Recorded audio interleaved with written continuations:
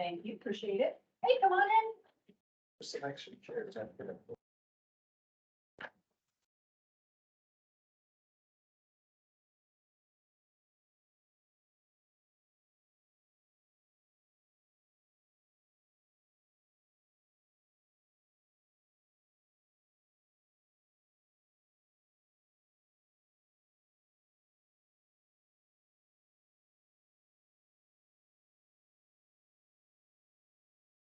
Our latest group of folks logged into the meeting here, and then we'll go ahead and get started.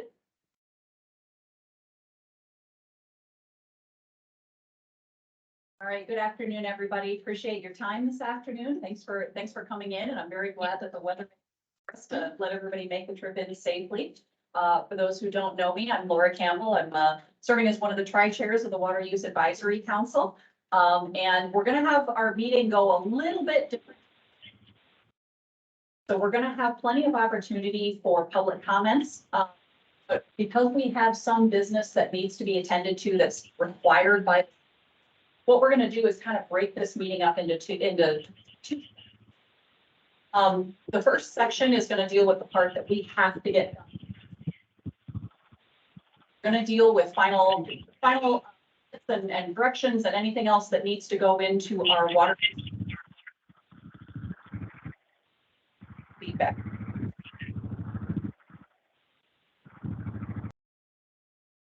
And so when we have our first public comment period, it's going to be related to that report. So anybody who wants to say anything about the Water Use Advisory Council report draft is going to have an opportunity to talk about that. Then we're going to go through those final edits. And then we're going to kind of go into the second section of the meeting where we'll get an update from Jay Wesley about the Prairie River Stream reclassification proposal. There's going to be plenty of opportunity for questions and answers. We'll go through and have kind of the council members ask questions as needed. Then we're going to open it up to the public for anybody to ask questions and you know, get it, you know, make statements if you want to do that and have some discussion about that. And then we're going to go through the official, what the official process is. So to make sure everybody's clear on this, with the Water Use Advisory Council, we don't have an official role in the reclassification of the Prairie River. So if you want to make comments on that, you're going to actually have to make them to the Natural Resources Commission. Now, they have a meeting coming up on December 8th. It's going to be out at LCC West Campus.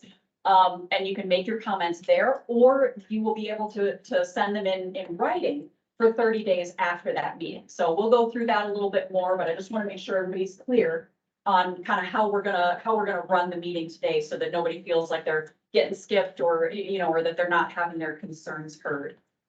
So I guess to start out, we've had a sign-in sheet going around the room, but so that folks online are able to tell who's here, can we do a quick roll call in the room? And then I'm gonna read out the folks who I can see here participating online. And if there's anybody that I missed, please let me know, but we'll start in the room. And James, do you mind starting us off? Not at all. James Cliff, Deputy Director, Michigan Department of Environment, Great Lakes and Energy.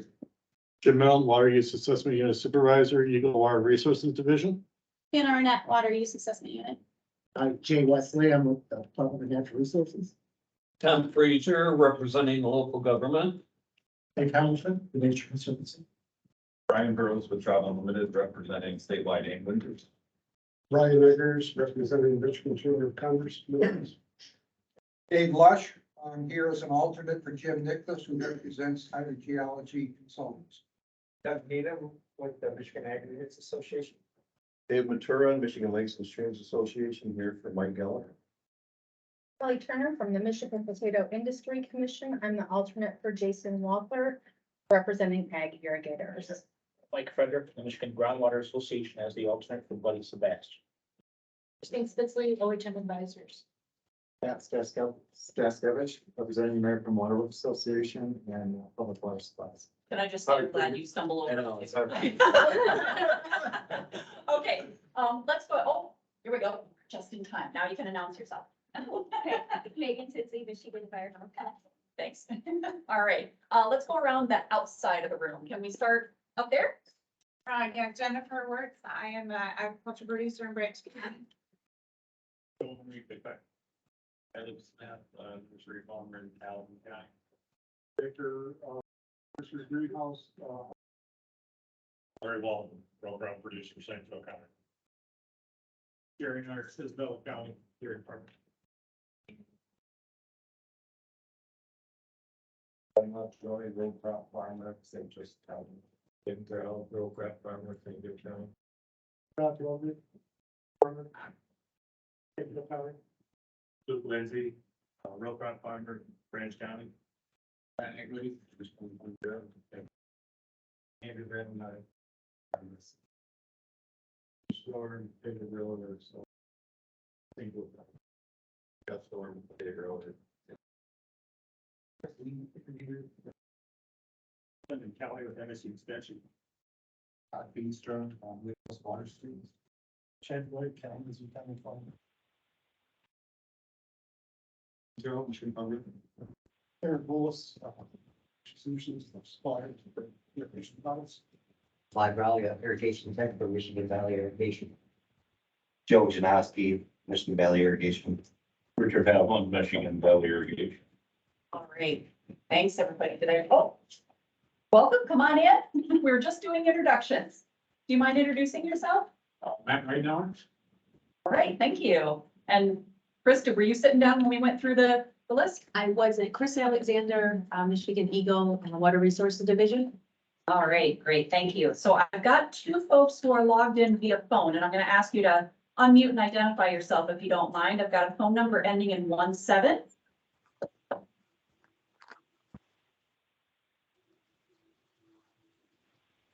Jeremy Walker, Michigan Irrigation Association, and a farmer in Cass County. Thank you. And I've also got a phone number ending in 38.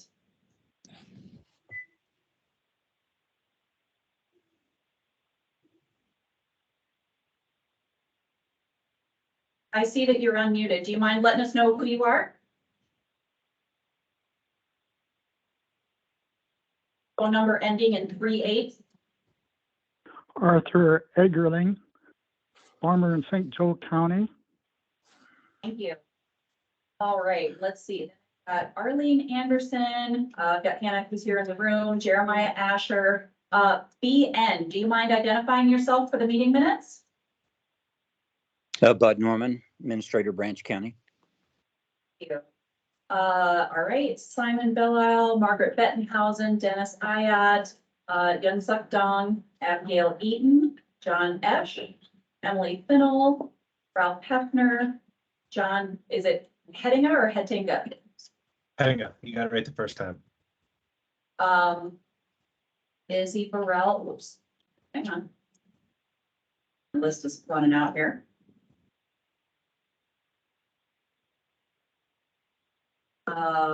Jennifer Gotchley, is that, gotcha. Jim Nicholas, John Sackrider, John Post, Clay Dupree, Andy LeBaron, Jim's here, Lena's here, Sarah Pearson, Rachel Proctor, Seth Miller, Sean Deal, Daniel Schuff, Steve Kohler, Sherry Phelan, Tim Schubert, Trace Moyer, Troy Jenkins, and Austin York. Is there anybody who's attending who I haven't called or who I missed?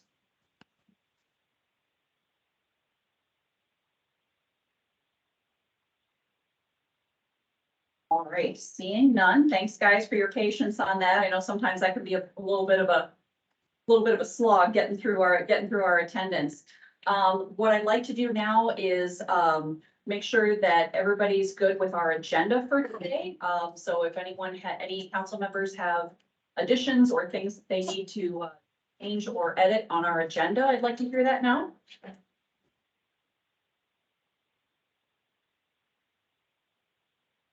And I will also ask for the same if any council members have edits, changes, or concerns with the minutes from our meeting in November.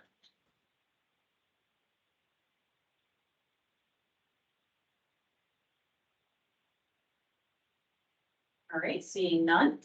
The next thing we'll do, and again, there will be another public comment period for the Prairie River reclassification. But for, at this time, we would take public comment on the Water Use Advisory Council report. Any public comments on that?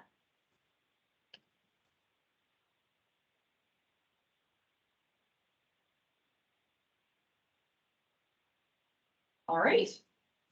Speedy progress, here we go. Okay, so next thing that we've got on our agenda is to go through kind of the final edits of the Water Use Advisory Council draft report.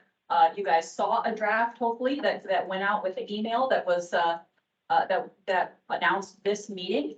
I have, during the last week or so, gotten a couple of other minor edits to it, and I went ahead and added those to the report. Wanted to go through them with you guys today, as well as take any additional edits that you have or suggestions or comments. There's a couple of these that I've sort of identified as questions as to whether or not you guys want to approve them or not. And just for everybody's knowledge, the changes that folks have sent me that they've recommended have been pretty much wordsmithing, nothing really substantive. So this is kind of cleaning up that report and making sure it says what we want it to say. So what I will do, if it's all right, is I will. I'll stop, Laura, I'll stop. To be able to share your screen now. Okay, let's see if this works.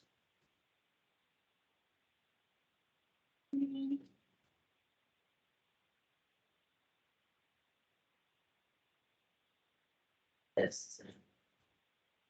Try to make it bigger.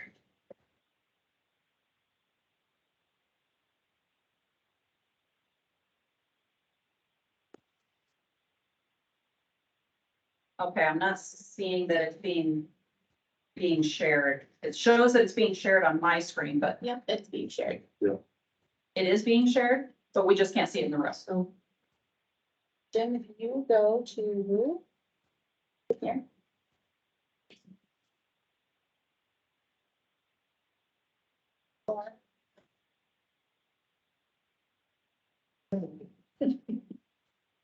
What's the button?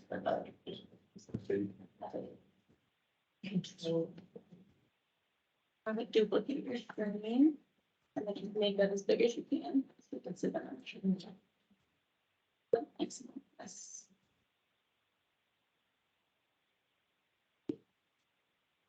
I think you can zoom in on the wording too.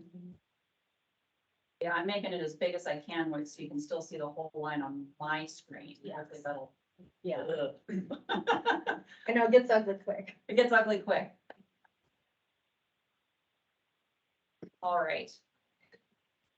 I see, there's just a delay. This is gonna be that horrible, like, now we get to watch stuff not happen in real time. Okay, so everything that on the screen here is in red is stuff that has been sent out as changes with the draft that you saw in email.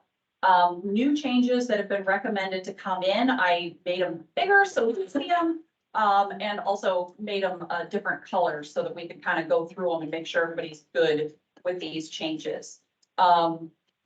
So again, kind of wordsmithing on this paragraph and the executive summary here. And I guess what I'm looking for is for anybody to raise concerns or objections to any of these wordsmithing changes that were proposed, because what I don't want to do is change the meaning of what we put forward, because that you guys already went through that work and approved that last month. So really, this is kind of just double checking that you guys are good with these changes, that you want to go ahead and make them. One proposal that was put forward, a suggested edit, was to go through and change some of these in this executive summary in places where we say we urge the legislature to approve allocation, and there's a few other times in which we are urging the legislature to take action. Is that there's been a suggestion that we should say requests instead of urges. And so I guess I wanted to get people's feelings on that, because I like the word urge because it conveys importance, but I also want to be respectful of what you guys want this report to say, because it's not my report, it's our report. Thoughts? Well, urge comes from urgent, so maybe that connotation would work. I think it's fine. Okay.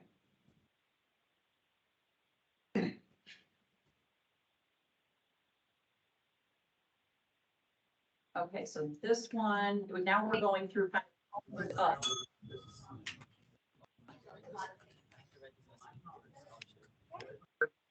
we're asking the legislature to fund.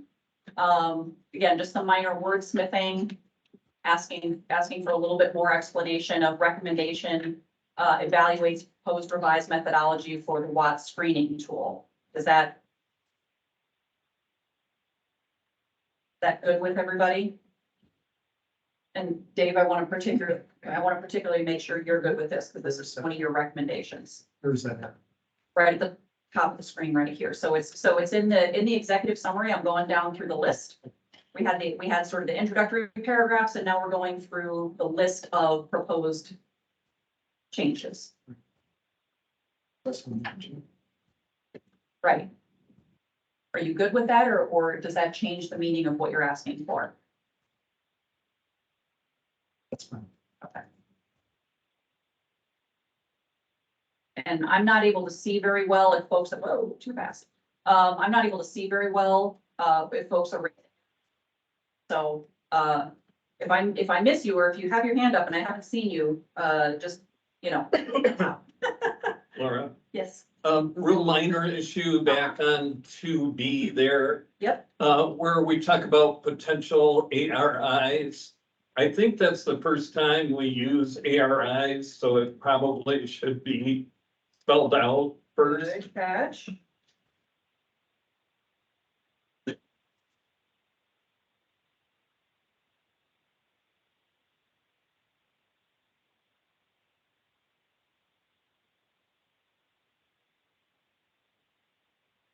All right. Got another potential change here, and again, this is wordsmithing on conducting downstream accounting research.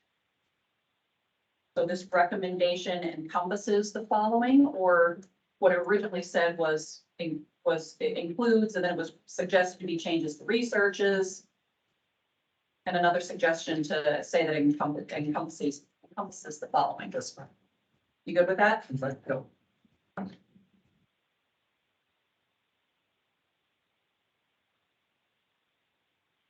All right. Questions? Yeah. Spell three. Number 3. I noticed, are we going to spell games without? That's how the USGS spells it, and so that's how we've tended to spell it. I've never liked it, but Okay. I'm in the U camp as well, but I got. I'm in the U camp, the Oxford Comma camp, but no, you know, I don't get to make that decision. You can't change this. Right, yeah. Yeah, folks, this is Ralph from the USGS. We've had a long-standing conversation about including the U or not, and it is actually kind of funny how it goes on, but we typically spell it with no U, G-A-G-E. And a new person doesn't let me ahead of them. Right, and then you don't know, it was like, why is everybody misspelling this word? Yeah. Okay, same thing here, just minor words smithing, at the top of number 4. Just to give it more of an introduction to the sub points there, adding the words and will. I think that when it's serial at the end. Okay. Much. Yep. Okay.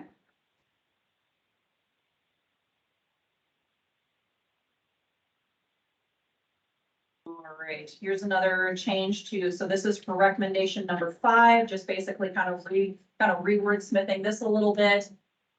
Instead of making my gigantic run-on sentence, ends the sentence and then starts a sentence with this technical support is deemed necessary to make progress. And so this is for, the inland lakes work. You guys good with that? Does that make a? Okay. We want to spell out average resource impact. We want to just put, like, at least capitalize that or just put it in. Oh, yep, ARI.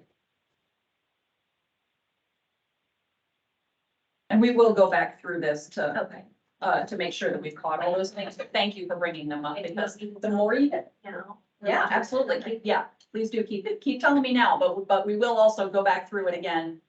Christine's already promised me she's gonna help me with the editing, so anything that isn't caught today, we'll try to catch for just like grammar stuff or like, you know, the abbreviations, but yes, do keep bringing them today.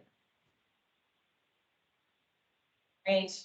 abbreviation, Water Use Advisory Council on recommendation number 6. And, there isn't a huge amount for the rest of the recommendations. Most of it was kind of in the introductory piece and in the executive summary. Laura, on 7, Yeah, actually, I'd like to see a change in the text. We're working on that, but we're going to be coming up with 7. okay. Where are we at on page 7? It's item number 7. Oh, item number 7, up in the executive summary? Yes. Okay, sorry, let me get back up to that. Okay.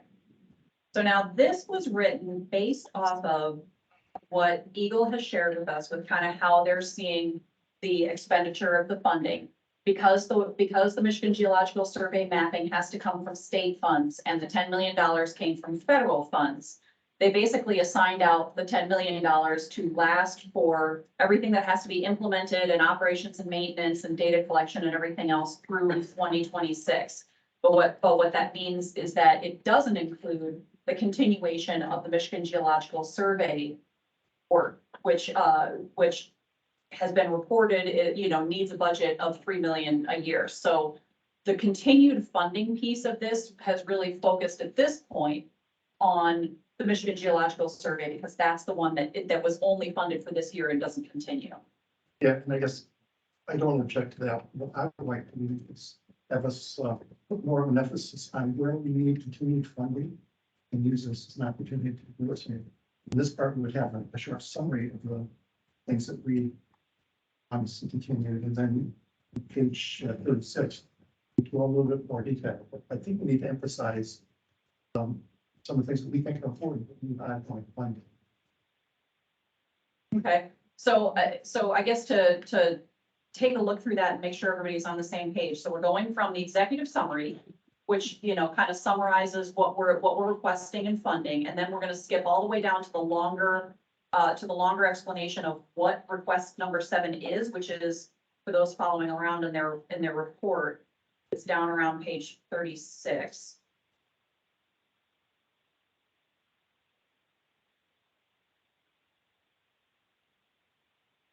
Fine, it skips a couple more pages because I added the text here. And so. While you're doing that, this is Frank Edowagishik, just letting everybody know that I've joined. Thank you. Thank you, Frank, appreciate it.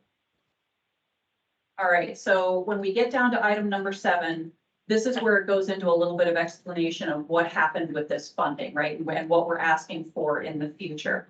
So we kind of went back and forth on this a little bit, if you guys remember, because when the first draft of this came out, it was kind of confusing. Because it talked a lot about, here's the funding, here's the spending, here's how it ended up. So I tried to kind of rewrite this a little bit to help make clear that, and added in a sentence here that talks about the funding from PA 53, which was the federal funding, will allow implementation, operation, and maintenance of the 2020 WUAC report priorities through 2026.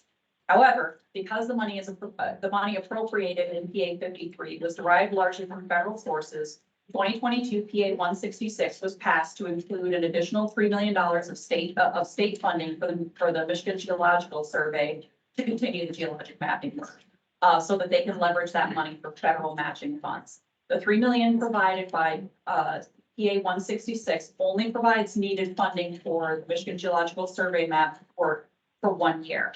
And so then what this talks about is we need the funding for the Michigan Geological Survey to continue now, but then then we added in this other paragraph that talks about though the WUAC, working with Eagle and partners, will be able to implement the majority of the 2020 report priorities with the funding provided through 2026.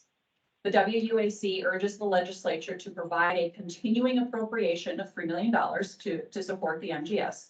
And then it also says the WUAC further urges the legislature to plan for making the most of its investment beyond 2026, so that equipment and labor to collect data can continue to improve the water use program. It is anticipated that ongoing annual operations and expenses for the 2020 report priorities to total $3,932,000 annually, beginning in 2027. I just wanted to know, when the legislature appropriated that $3 million, it was in a section of the appropriation bill that talks about ongoing funding. So they kind of sent us a message that they were going to kind of appropriate that 3 million every year. Now, they can't bind future legislators. Right. I just don't want to undermine them by omitting out the fact that they kind of told us it was going to be ongoing funding, not kind of tied to this report and recommendations to implement this report. So again, I don't want to do us a disservice by not mentioning the fact that the legislature already said the $3 million was going to be ongoing. Right, and that's good to point out, although, you know, like you said, since they can't bind future legislatures, I mean, I think it's good for us to continue to emphasize this is needed ongoing funding. But Dave, I guess I want to get your thoughts and maybe thoughts from other folks here on knowing that we're gonna make another report in 2024 and in 2026. Do we need more language now to kind of talk about this ongoing expense? Or what I worry about is that it's gonna be confusing, that we're asking for money now for the next 2 years. But then we also want to kind of put it in their minds of, hey, you know, if you want to keep this stuff going past 2026, you're gonna have to start thinking about that, while at the same time not telling them we need this money now. Because I want to emphasize, this is the money we need now, that's the money we're gonna need in the future. So there's two things here. Number one, I don't think we should put two totals. One, make the case, we need to set it here. And they don't appropriate on a 2-year basis. So even if they do it next year, they have to do it the year after that. I think, this is my opinion, is that I think we need to be clear, so that we have these certain things and they need to be funded on an ongoing basis. Right, and that's why this. So I think we should be clear about that. With annually, I think the do the 2-year one, I think that's confusing. Because the legislature doesn't look at things. They don't, but we don't issue a report either. That's okay, we're just saying this listening then. Right, and that's why this is broken down, 6 million total, 3 million annually. Yep. And the other bigger point is the $932,000. I think we need to at least put a little bit in there. There's some things that we've identified as being important: data collection, data management, data analysis, so on. So I think we need to be really clear. I think it'd be better if we could say what it was for each of those, but at least at the topic. So these were things that you need annual appropriations. Program. So you want to just include kind of a write-up of what that's gonna include? Yes. Okay. I just don't like dropping $1 million and then say, and we need another $1 million. We say a little bit about this. Does anyone have an objection to that? That was in, I think, one of the previous versions. It was, and I took it out because people were saying it was confusing, but maybe if I can do a better job wordsmithing it, we can go through it. Yeah, I went back to that section to summarize to kind of get it clear. So I actually referenced what you previously had. So I think it's a good one. Okay. And then whatever we summarize there, just put that on. And we don't have $1 million hanging out. Why, briefly, why it's. That I worry about putting it in the executive summary. Again, it's very good. I guess also because again, we want to emphasize what we're asking for in this legislative cycle, or in this report cycle more specifically. Do you think that might be confusing if we include it both here and in the executive summary? I think if we're clear about this, I'm going to, and I think that can just separate. That's why I think that, you know, I understand what we're trying to do in 2 years. We're trying to tag it forward. But I think we need to be saying something about, we should try to establish the record that we're looking for these things every year on an annual basis. Now, we've said these things, and we say that this 900,000 is covered for the next 2, 3 years, whatever it is. But it will be this 3 million. This, well, as we. Their intent to include Right, it. we understand it's intended. But they can't tell the Right. legislature. So I think we just need to be clear in the sense that we're showing what we're asking for. It's annual appropriation, this is ongoing. separate through when you say, we understand it's your intention to make that, Jim, you just emphasizing that. There's other things we understand we're covered. This multi-year package that will. Just think we're doing a service to them and us if we're not, just. Always think of us as, oh, we see this project. That's one thing, Right. And we don't, everything else is a project. Will be right up. It's deeply contained and proposal and then it's done, it's done. Okay, other thoughts? Could we separate those out, like call them out, like the annual stuff as a text box or something and make it be very specific and then talk about your projects? Maybe that would clear it up. Well, that's why I think number 7 is different than all the others. So I think it Okay. should be. And we'll do different. Okay. Just sounds weird. And so, and so I have absolutely no objection about putting it in number 7 in the report. I guess I just want to get some more thoughts about, is it useful or is it confusing to put it in the executive summary? And I'm happy to go either way, whatever you It seems guys. like a lot to go in the executive summary. I think if we call it out, I like the idea of a text box or something to call it out in number 7, but adding it in both places, I don't. So the executive summary is supposed to be a summary. Right. So. I agree with Dave. One of the, to the extent that sometimes the only thing that gets read is the executive summary, it would be important to show that there are 2 lines of funding attached being recommended. One is a series of things that are one-time only expenditures, and then there's another package that is requesting ongoing annual funding for certain things. Maybe if I can figure out a way to do that in like one sentence in the executive summary. Yeah. And, oh, wait, hold on. Yes, I mean, Yeah, yeah. that's all the plans. Okay. One sentence. A little bit more in the text, but at least it raises the flag. This is what it is. If they care, Okay, we can go find it. okay. But I'd rather have, at least let them know what the topics are as opposed to, there's another $1 million to do with something. We'll find it. Okay, I gotcha. It's like John Yelich has a question. Hey, John. I just agree with the last statement about having it in there so that shows that it is needed every year. You disagree with it or you agree with it?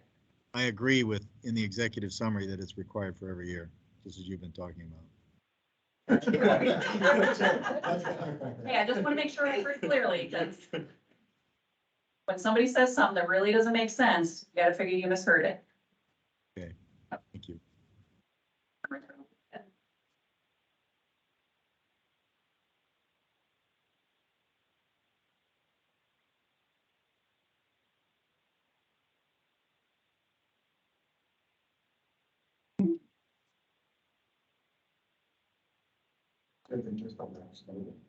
Yes. Okay.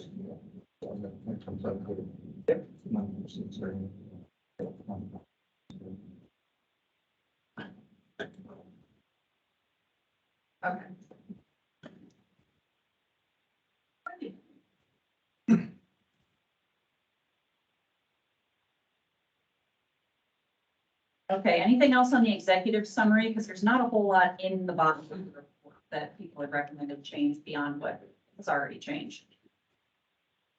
Just quick questions. Did we really address James' issue about the legislative intent?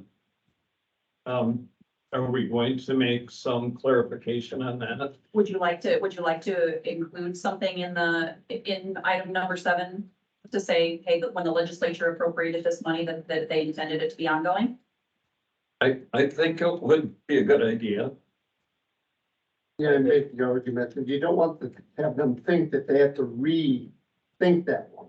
They just Okay. you want them to say, you've decided this one, go with it. And I guess that's it. Can we say what their intentions were, or can we at least point out the section is which they put it in, which is a readdress. Right, Okay, I guess that's how I would recommend. James, could you or Jim send me the either citation or that bill so that we can add that in there? Hey, come on in. Yeah. We've got some additional chairs around the side of the room here. We'll find it for you.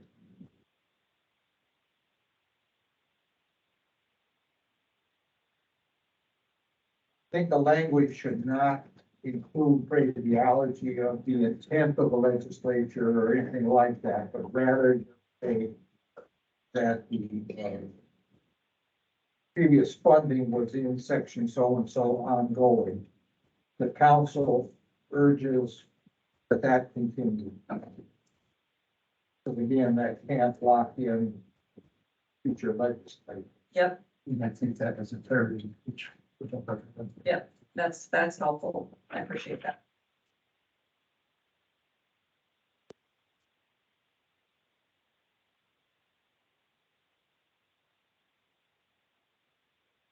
Section 7 here also.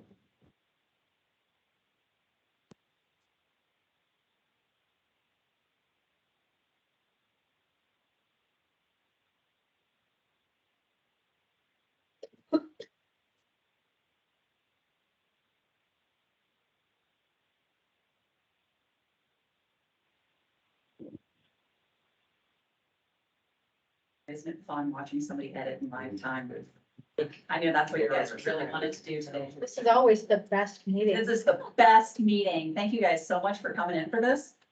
All right. Introduction. Yeah, like I said, not a whole lot else was recommended to be changed beyond what you guys have already seen throughout the rest of the report.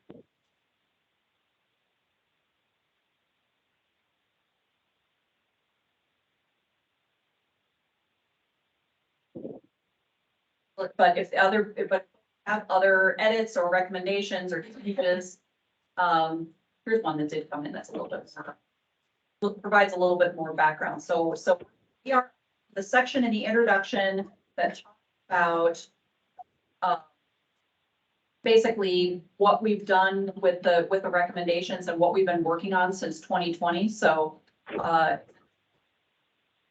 that's progress on 2020 recommendations. And Emily, are you on? I think this was.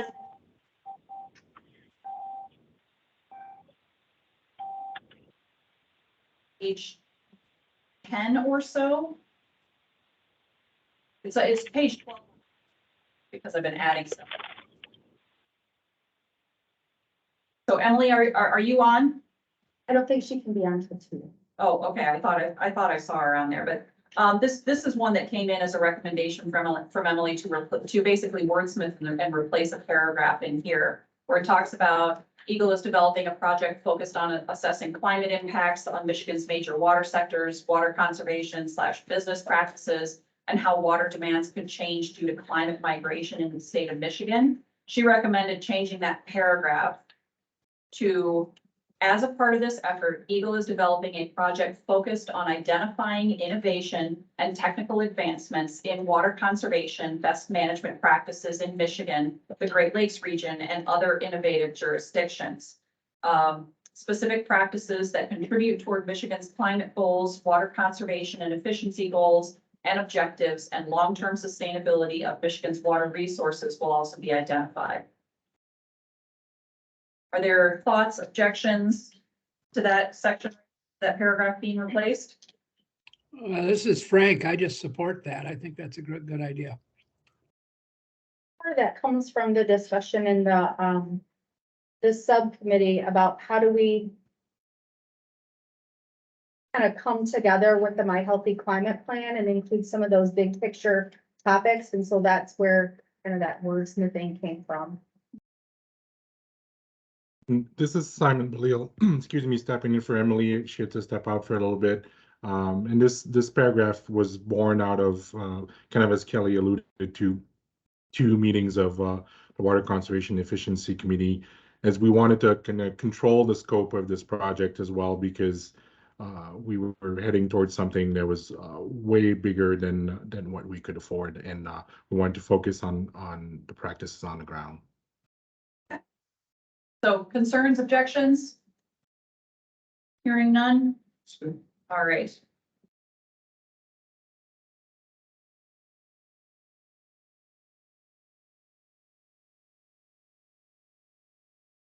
Wordsmithing there. Oh, I highlighted this because this section here is, but we're still in the introduction. It is basically what it's a summary of that spreadsheet that you guys saw at the last meeting, where Eagle talks about, you know, kind of where they're looking to put the funding that was appropriated through PA 53. And there's been a suggestion that this might be better in an appendix.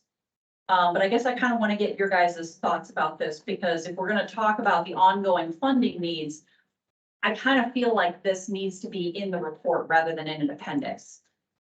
What do you guys think? So this is explaining what the funding is going to be, so the $10 million is going to be spent on. I agree with you, Laura. I think it should remain where it is, just to prioritize it and not bury it in an appendix somewhere. Yes. I suggested it either be eliminated or in an appendix. I'm thinking that's a lot of detail, but I'm not sure it adds value. It's basically telling them back what they already told us. It's just the operations.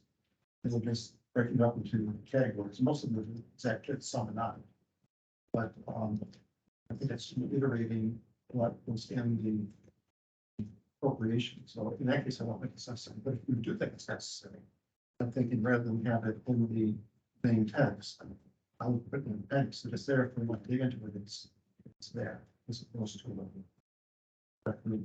Okay. And it should be an attachment, it's not a separate document, like some of those are standalone things. Yeah. It's actually has to be part of it. Yeah, and I guess from that standpoint, since we have other appendices that we're not actually attaching because they're longer reports, I feel like if we are going to ask for ongoing funding, we better give at least a summary of what that funding, of what that spending is. I would be in favor of leaving this speaking for it rather than attaching it as an appendix. It's, I agree with keeping it, and it shows good accountability and progress on past requests, which is pretty important, but maybe it's a compromise just to de-emphasize it a little bit compared to our new recommendation. So we keep it into the actual report, but move it down so it follows the new session. We could do that, or I mean, if we're gonna include kind of like some of this text box idea for talking about the 3 million, maybe that could be the same way here, is this could be like a text box. You know, it's within the progress report. It's big text box.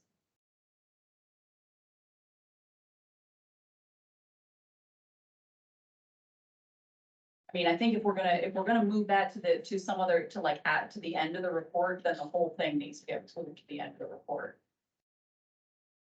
Like all of the progress on the whole section, which I'm okay with doing if nobody has an objection to. I think it should stay in as well, so if that makes sense, and put it again, Okay.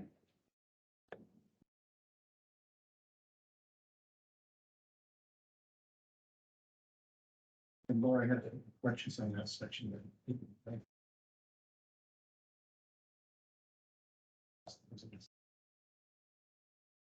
wonder, because there are a lot of items there, instead of running text and paragraph, well, what if it became a whole different? Yeah. There are. I mean, it kind of is, because it's a lettered list. Okay. That's okay. And I'm sorry, Dave, There were some corrections in that. okay, That, A actually becomes create the Michigan Country West framework to facilitate. There's, I think, an executive summary, it made some points that we need to carry down these. But I know I had it was in there was some original correction. But some trying to paste things like that. okay.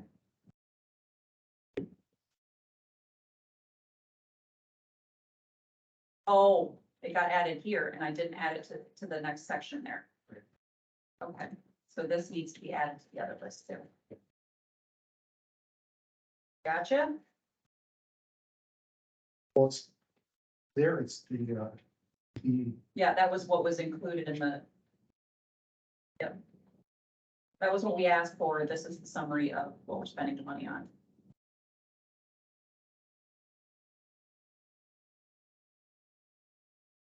that's, you've already got that one down a little further, so the one that's in the other list.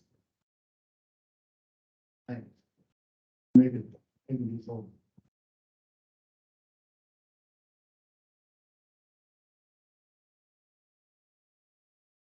This one? Yeah. Okay. Yeah, because he's talking about the framework, that you copied was the database. Oh, yeah.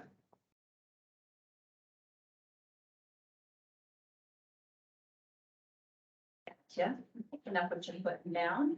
Oh, yeah, you picked up my other thing, which was the integrated framework. I think it's 5. That's where.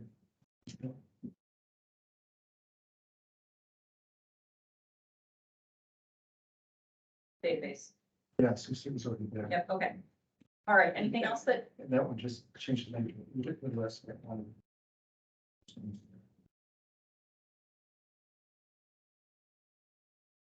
okay, anything else? One minor thing on the mission methodological framework is with, something in our rules, I think it just said preparing material. Contract budget. Something.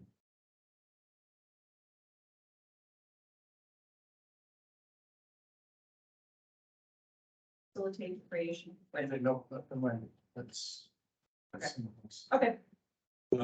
Laura, can you scroll up? Couple sentences.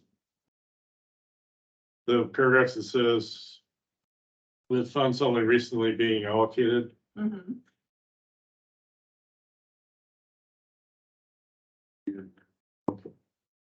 Okay, I see what you did. So, yeah, existing agreements could be a grant agreement or it could be a joint funding agreement, so that's okay. So I think we're covered. You're good? Okay.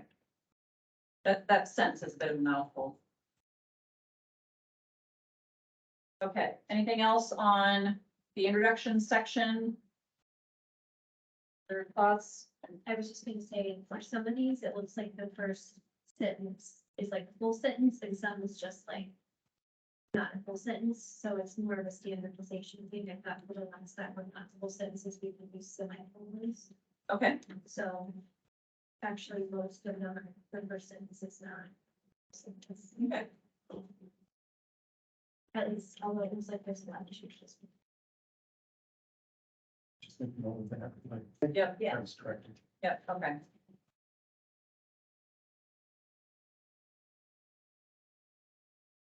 Maybe?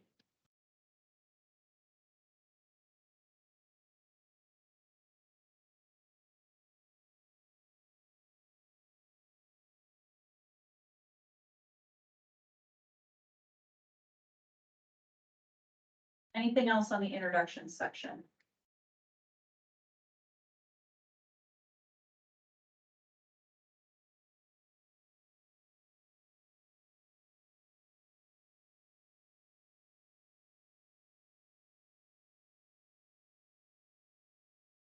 Not a whole lot of us that folks have recommended through the rest of the report. I'm gonna go through here quickly and make sure there's not anything that I'm missing.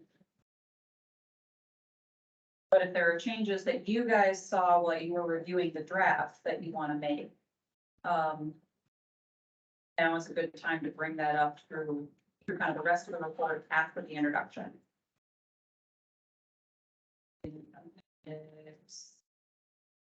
Just curious. Okay, yeah, if it's grammatical stuff and you just want to email it to me, that might be easier than going through it here to make sure that I catch them all. So can you send me your copy by email? Yeah. Yeah, if it's just grammar stuff, capitalizations, periods, abbreviations, that kind of stuff, you know, we can fix that offline. Okay, so this last section, section 7, I've already got a note. We're gonna include the information about the legislative, section, for the geological, survey funding, as well as what the additional spending beyond 2026 is gonna be. So it got a note to fix that. And then just the list of the council members. Well, I'm. It was where, it was, So we right up. those were summarized and it said something about, changes within the revolution. And I wanted to talk about that a little bit, it was about the summary. Part of the executive summary. Well, it's where I've written out page 13, but on pages need some changes. Yeah. Thank you. Revolutionary, I'm sure. It was doing it.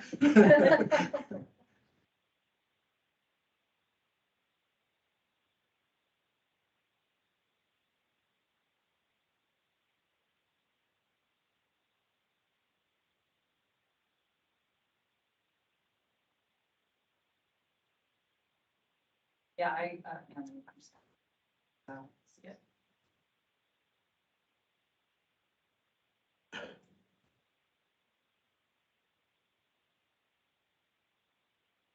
No, it's not in there.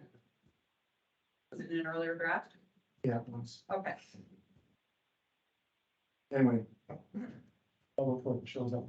Okay, yep, send me an email. My only point was something revolutionary. Right, to, What it yeah, was. if we say it's revolutionary, we should say why. Okay. All right, other than cleanup, grammar, we're gonna go through this thing with a fine tooth comb. Anything else, wordsmithing or substantive that anybody needs to make before this report hits the can? All right. You guys are awesome. Thank you so much. Thank you to everybody who sent in edits and comments and suggestions. Thank you to the committees for coming up with the recommendations, and we will make sure. So what we have done in the past was we sent this out via email from the tri-chairs to the legislators that are in office right now, obviously understanding that most of them are going to change come next session.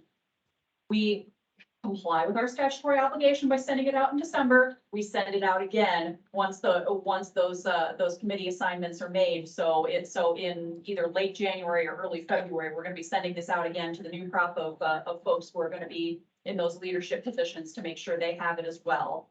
Do you guys want to get a copy of that email? Do you want us to CC the mailing list? Yeah. Okay. All right, we'll do that. And then separate email, we will send you guys out, as we've talked about, the letter and instructions and stuff for going about your reappointment processes. So that will not be in the same email as this monster. Process wise, or are we gonna see it again, just as, I think this is final, but one last chance to. Do you want to? I mean, I also want to be respectful of people knowing that the holidays are coming up too. So if you want to see it again, we will absolutely send it out again. If you don't, because you're like, no, I'm out, I'm not gonna read it. I don't want to clutter your email boxes. You just send it. Okay. Give us the deadline for getting it out of. I'm sure. Okay. Okay. And Laura, thank you very much. Yes, thank you. Oh, you're very welcome. You're very welcome. Thanks to you guys. This has been a real team effort. Yeah. Just one quick, just before we move on, I just want to let the council know that our contract with OHM Advisors is coming to a close at the end of this month. So we will be rebidding that contract. So I didn't want you all to be surprised come our February meeting, but you should see a smooth transition one way or another, but I just wanted to let you all know.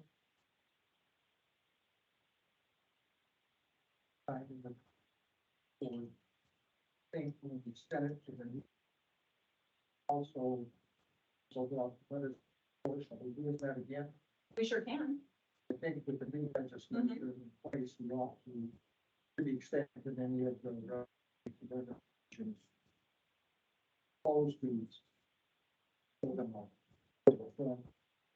Okay, yeah, that's a good suggestion. Thank you. Appreciate that. I'm sorry, is that letters of support for the report? No, yes. Yes. No, that's an excellent suggestion. Thank you for that. And thank you all for being so supportive that I came into this project 2 weeks before COVID. It has been very enlightening, very interesting. And I think my career's come full circle since Dave Lush explained to me how aquifers work. And I finally understood when I was 22 years old. And he explained to me, it's like Tupperware, Christine. Aquifers sit inside each other like bowls in your cabinet. And I'm like, oh my gosh, there you go. And that is why Dave is such a good teacher. That's awesome. All right, so with that, I think I am done with my section. I'm gonna turn it over to Brian. Thank you, and thanks again for everybody chipping in to get their report together. But especially for all the quarterbacking and writing of this. Thank you. Thank you. All right, our next agenda item, number 7, is a new, thing for all of us. It has to do with a proposal to reclassify Prairie River and what stream type it's under. And just as a background, in the statute, when this was built, we knew that we were taking our very best shot possible at the time to science and make predictions about what all of our streams were, what they were supporting, and how withdrawals could or might not affect them. But I think everybody formally put it into the, the written documents and all the reports that underlined that it was certainly not perfect, and we needed to keep it progressing and keeping it evolving through time. And one vision of that is kind of what we're dealing with now is what happens if at some later point after the adoption of this statute in about 2009, if we have evidence to suggest that one of those predictions might have been wrong. How do we handle updating and correcting it? And it has now been since about 2009 when this was created that we've gone through not having one of those pop up. We've certainly talked in the past about some scenarios where base flow estimates might look a little different than what some of the base flow or index flow predictions are. But this is the first time that we've really had one of these scenarios where just the whole temperature class of the stream needed to be shifted. And so it's an interesting case. A few years ago, I can't remember which one of our past reports, but this water council did make a recommendation that the departments develop a protocol to be able to handle this when it emerged. That's 2014. That was the 14. And so the DNR has worked on that with people over the last few years, I believe. And today they're going to present particulars of a specific implication or application of this. And I guess I would want to remind everybody that context here for the Water Council is that we won't be the body that's approving this. This body only really makes recommendations. And so this is not our jurisdiction for kind of approving this or not.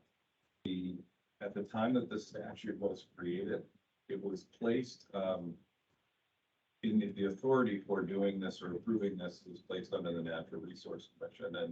And anybody can jump in who was there at those meetings when it was drafted. I think the intent there was that we knew that reclassifying a stream could very significant and serious for stakeholders to make polar or warmer. And we chose the Natural Resource Commission really as a process to make sure that it was public and that it would get noticed on a website for a month or two and that there could be chances for public comment.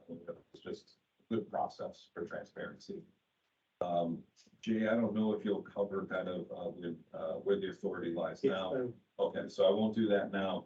But I will still reiterate what Laura said earlier, which is that later this week on Thursday, this is on the agenda for a Natural Resource Commission DNR meeting. And I imagine Jay and maybe colleagues will represent a lot of what's here. It's been determined right now that it is the director's authority, and so that's how it's proceeding. So if anybody does wish to really make some comments, provide insight, to be heard by the decision maker, just make sure that you follow and you access that DNR NRC commission agenda and participate in that process. Today is really kind of informational for Water Council members. Really how we may interact with this is to make sure we take it in, understand it, and then later on, if we thought that we could add to the protocols process or recommend anything to do with it, that would be where we could pick that up and make comments on how to improve the process or changing. So I just want to make sure that that's out there, because I know it is important. We have probably one of our larger audiences I've seen in years we've meeting. So want to make sure that for all of you gave us your time, that you do know what we can do and what we are as the listening body and what the NRC and the is. And for anybody who needs information about that meeting or about how to make comments, there's a link on our agenda that should have come through your email that told you about this meeting. So you can find that information as well, or just look up Michigan Natural Resources Commission. Yep. So the way that I'd like to do this next section is I'd like to invite Jay Wesley from the Department of Natural Resources to give us a presentation all about this. And then the way that we structured is I'm gonna give some time for the Water Council members to ask some questions and get some answers. And then we'll have some time for all of the other participants and attendees today to ask some questions and get some answers. And then we'll have a little discussion time as Water Council. And then we'll kind of move on. And the next item that everybody will see is also comment here. So if we have some questions, I'm going to provide some time right away for that. But if you really maybe just have more of like a statement or opinions that you'd like to give, that may be more fit for the public comment section. That makes sense. Okay, so without further ado, Jay, thank you for being here today. Jay serves as Lake Michigan Basin Coordinator for the DNR and kind of spearheaded this. Jay, thanks for being here. Thanks for raising this. Thanks for giving us an opportunity to see it and a presentation on it. Thanks, Brian. So yeah, I represent Fisheries Division, and Fisheries Division's been involved with collecting data on the prairie, whether that's temperature data for fish data. And I want to thank you all for coming in person. This actually shows what a major decision this is, a recommendation to change a stream temperature classification. We're not taking it lightly. The fact that we have actually had one since 2009, I think speaks highly of the model that was produced. It is fairly accurate, but now and again in the field, we find this involved that shows the chance for reclassification. This is the very first one, so we're hoping we get it right in terms of the process. But as Brian mentioned, if this council has other ideas of how to present this information or the order of how things are done, we're certainly open to it. And I know you're probably gonna have a lot of questions about specific data on the prairie, and that may not come out today, but just know that our office is available. I provide and to work on any questions. So I'm gonna go, I only have 9 slides. I'm gonna go through the authority, so we're all comfortable with that. Brian touched on a little bit about that. The technical underpinnings that suggested DNR write a policy. I think you mentioned it was 2014 when those were done. I'll go through the actual DNR policy that we have and then the public review process. So in part 327, there's a section in there that if any person disagrees with a designation of a river, and there's 6 designations of cold transitional, if that person may petition for a redesignation. And at the time it mentioned petition to the commission, and as Brian said, the intent was that would be the Natural Resources Commission. Since then, there's been executive orders that have changed some of the authority of the Natural Resource Commission. Now they have authority over all game and fish regulations, like harvest regulations and seasons, but other authorities have been moved to the Department of Natural Resources or the director. And in this case, we believe that authority now lies with the director.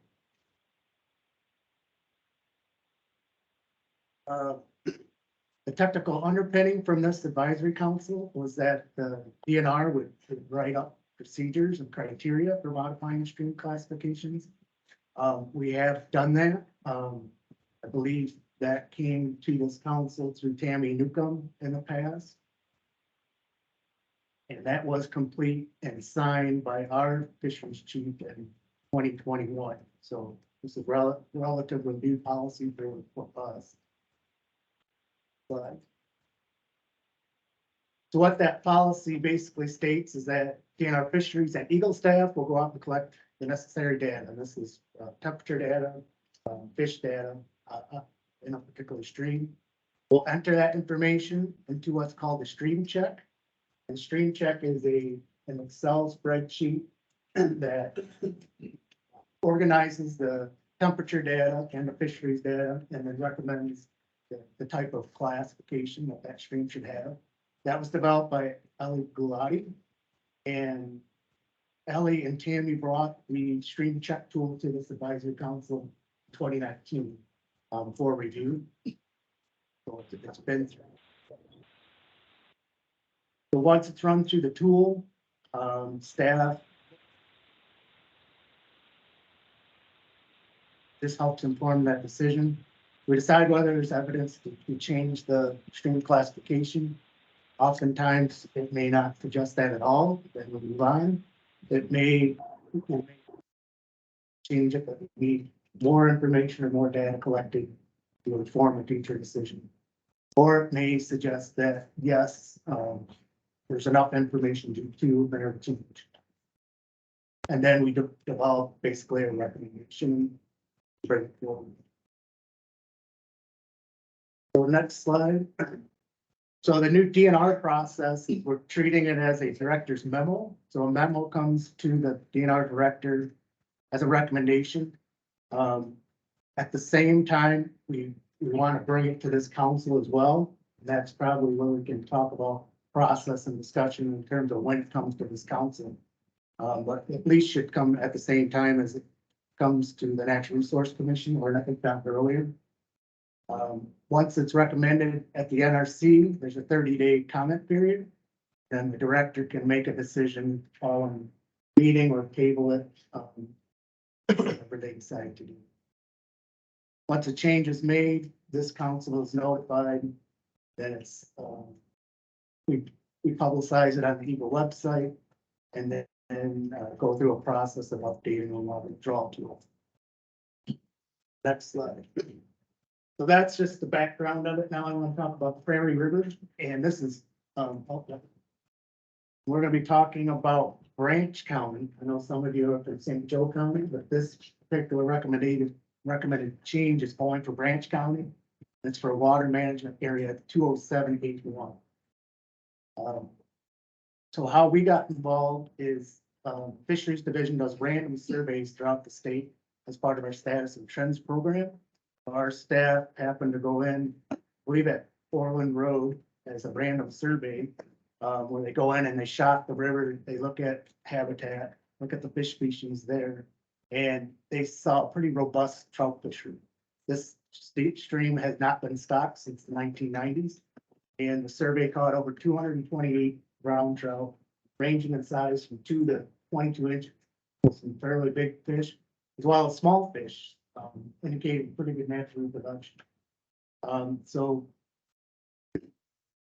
we knew that the statute had already been out there, and we're looking at water withdrawal tool and things from that.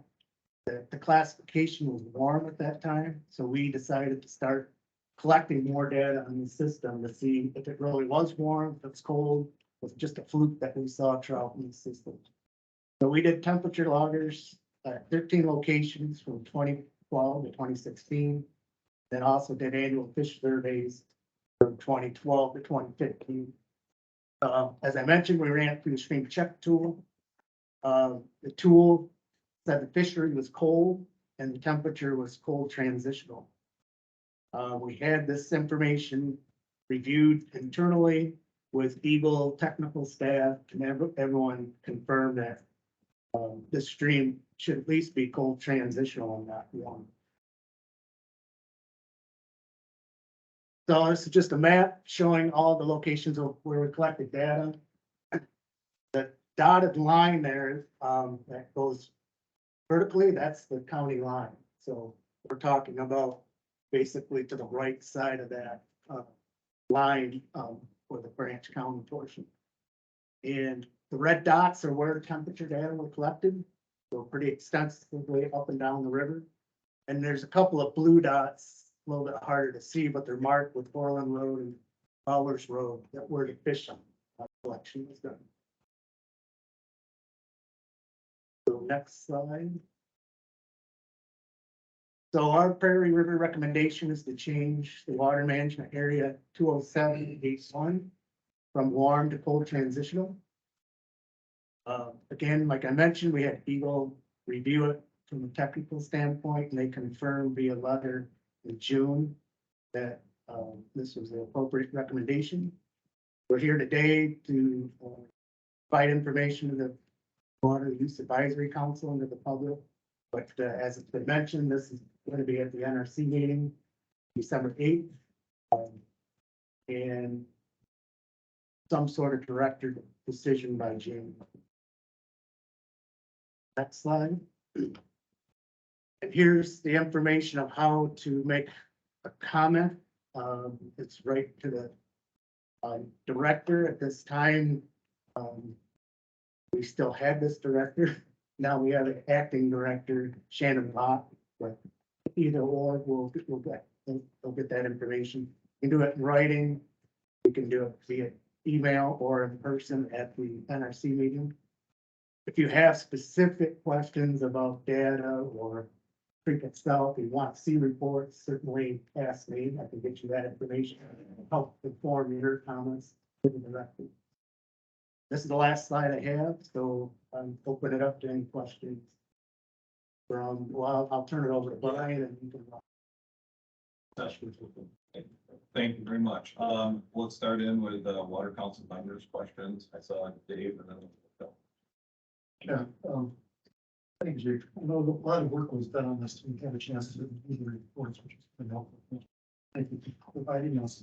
The thing that I still wrestle with on this is differentiating between cold transitional and cold transitional and cool. I look at how the streams are classified in here downstream from what we were talking about. It's been classified as cool, and I think we've been trying that for a long time. So I'm trying to figure out if it's cool. I understand, right? So I like this interpretation. What makes the difference between those? How do we know that this fits in full transition as opposed to? And Brian's report, it does specify what temperature breakdown is gold transitional.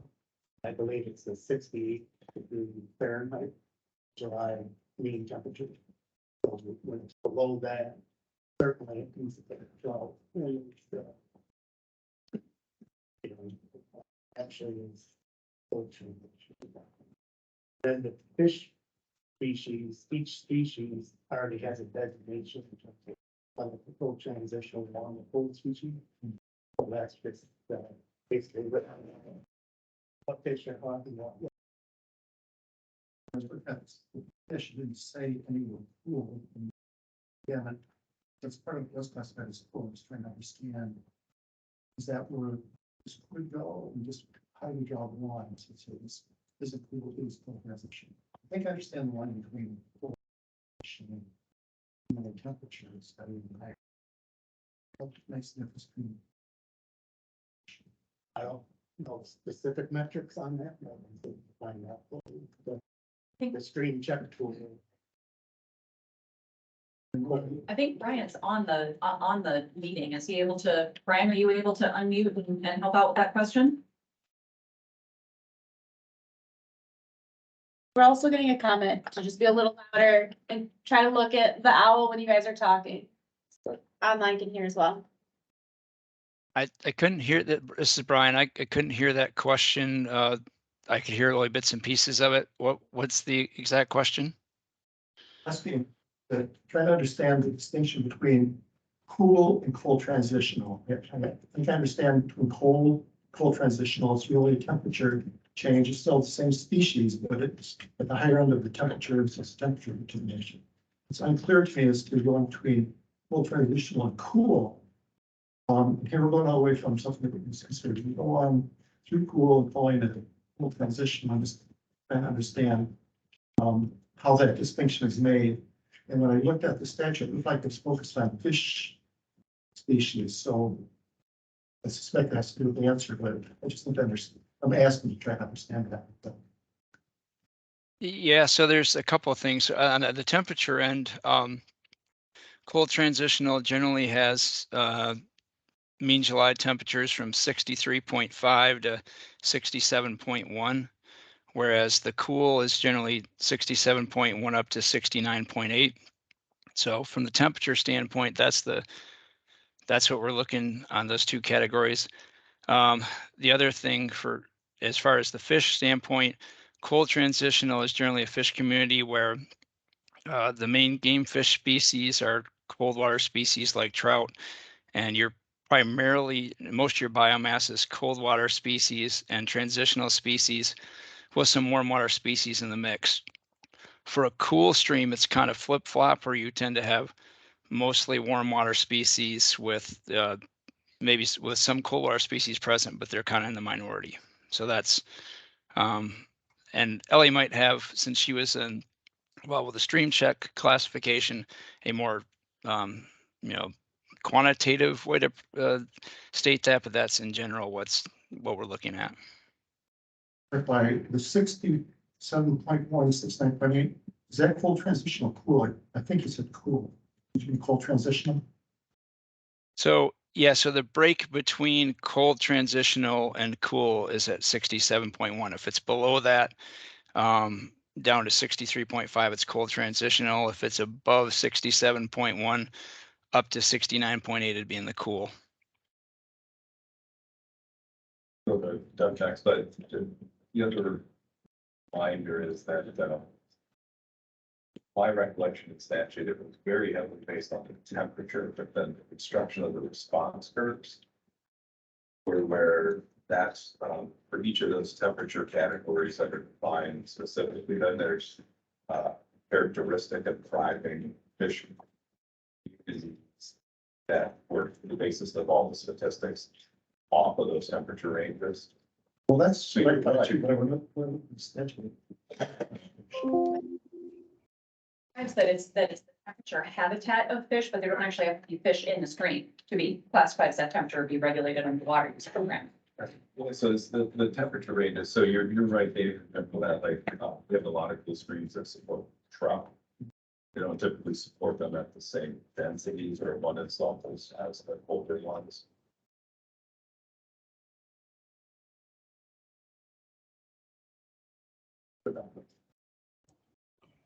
So authority to make this reclassification, you said it was an executive order of like 2009 that's making that. What's the life of the executive order?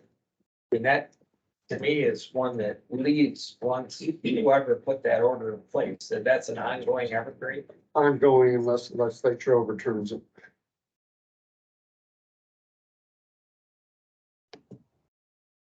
Or the next. Or the next executive order too.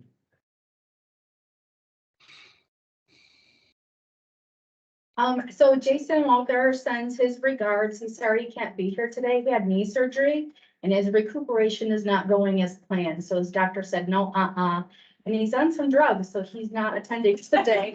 But due to the magnitude of this issue and his really strong feelings about this, he did send some comments. So if you'll allow me to read the comments that he has on that is, I guess where I'll start, and then I'll have one comment after that for myself. So Jason summarizes really that a lot of people in this room, we can stand on some shared values and common ground in the fact that we love to fish, we love to boat, we love to hunt, and we have ambition for future generations to be able to enjoy those same outdoor and environmental activities. It's really important for all of us to understand the importance of sustainability and the balanced use of resources that don't negatively impact those resources. And he's very supportive of environmental organizations that protect our natural resources. A lot of folks in this room are members of Whitetails Unlimited and Trout Unlimited and the Sierra Club. I think not so much the Sierra Club, but really understanding the importance of the environment and being able to do what they do for future generations. Farmers are really the, environmentalists, and they are foundations for a lot of the rural communities. And if you drive through Southwest Michigan, you're gonna see a lot of farms and a lot of rural areas. And that's where those communities are built on. So school boards, bank boards, 4-H leaders, community fairs, school athletic programs, really those entire communities are built off of those farmers being able to build high value markets, selling seed corn, fruits and vegetables. And of course, those require irrigation water to be able to support the growth of those. Farms in those areas support and create thousands of high compensation farm jobs, which in turn lead to jobs further down the supply chain to make sure that those products are getting from the farm to the consumers. You take a drive down through the Prairie River from Kinderhook to Three Rivers, you're gonna find that about 95% of what you see is rural ag. And of course, most of that is irrigated farmland, but these are multi-generational farms that share the values I just talked about. The current proposed classification change for the Prairie River will impact about 25,000 acres of farmland. And if we reduce the ability to irrigate, of course, that is going to have a downhill effect on, of course, our extended communities, schools and municipalities, because land values and tax bases will end up suffering. High quality jobs will leave because they'll have to. And he cautions that we could self-induce in the rural communities in Southwest Michigan, a suffering that's similar to the Detroit auto crisis of 2008. Jason urges us to be both and leaders instead of either or, and really finding that balance and making sure that we can balance the use of the resource with economic use of resources, making sure that we're not negatively impacting that resource. With this in mind, he'd like to ask the Water Use Advisory Council to represent all Michigan stakeholders if we're considering a response to the DNR on this issue. And he'd also recommend a full economic and community impact study be conducted prior to implementing any classification changes. I took a look at the report, so thank you for sharing that in advance. There was a lot of information in there, and as someone who's familiar with research and reports and graphs, I had some questions and I didn't have a lot of time. So I did ask one of the technical advisors to the Water Use Advisory Council to dig into it a little bit and kind of give me a synopsis. And so I'd like to ask at this time if Todd Feenstra could kind of give us an overview of kind of what he found in there and some of the things that stuck out to him about the report. That's allowable.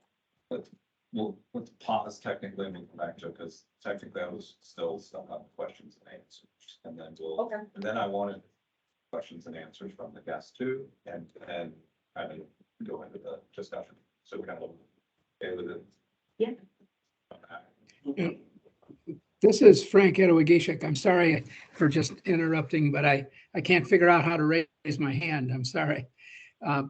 The previous comment was was my question, as well as, has there been an analysis of how this affects existing permits in the area, this reclassification? Because I see two things. One, it is our duty to classify streams by what they actually are. And I think that's important to do.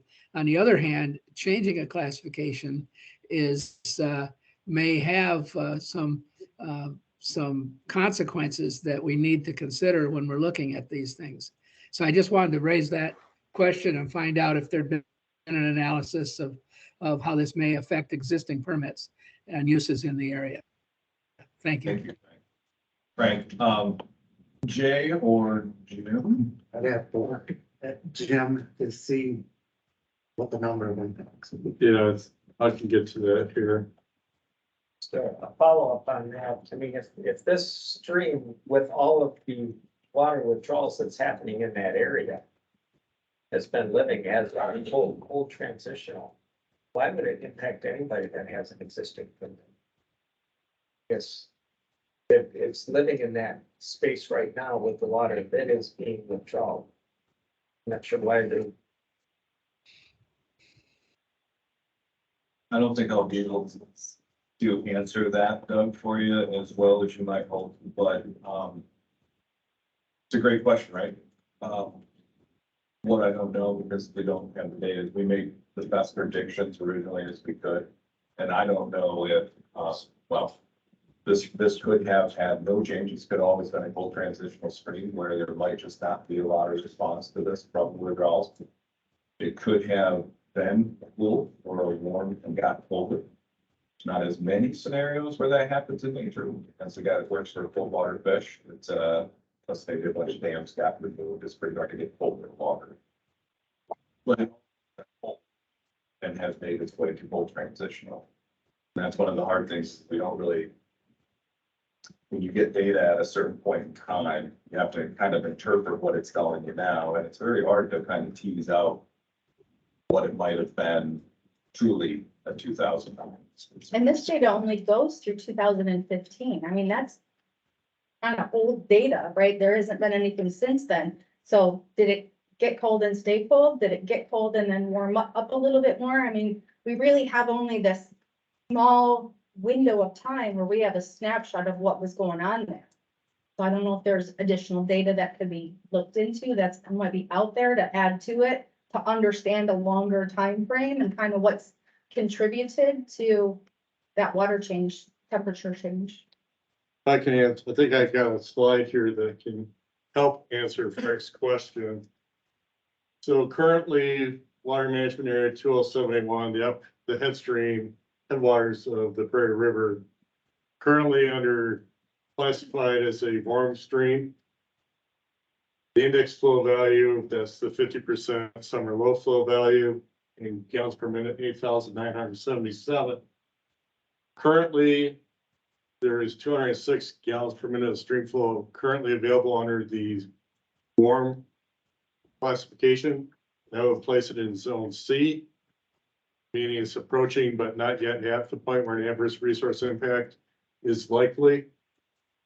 If the proposal is adopted, change it to a cold transitional stream, that would result in a negative stream flow balance of minus 1,588 gallons per minute, which would put it into zone D. Meaning an adverse resource impact is potentially happening, or likely to happen. Jim, just a quick follow-up if you have it, might not. Given that this is sort of the headwaters area, do you have any rough idea of how many current registrants, a large quantity of withdrawals are up in that area? Total registrants, I don't. We do have, Eagle does have some pending site-specific review requests, which are pending.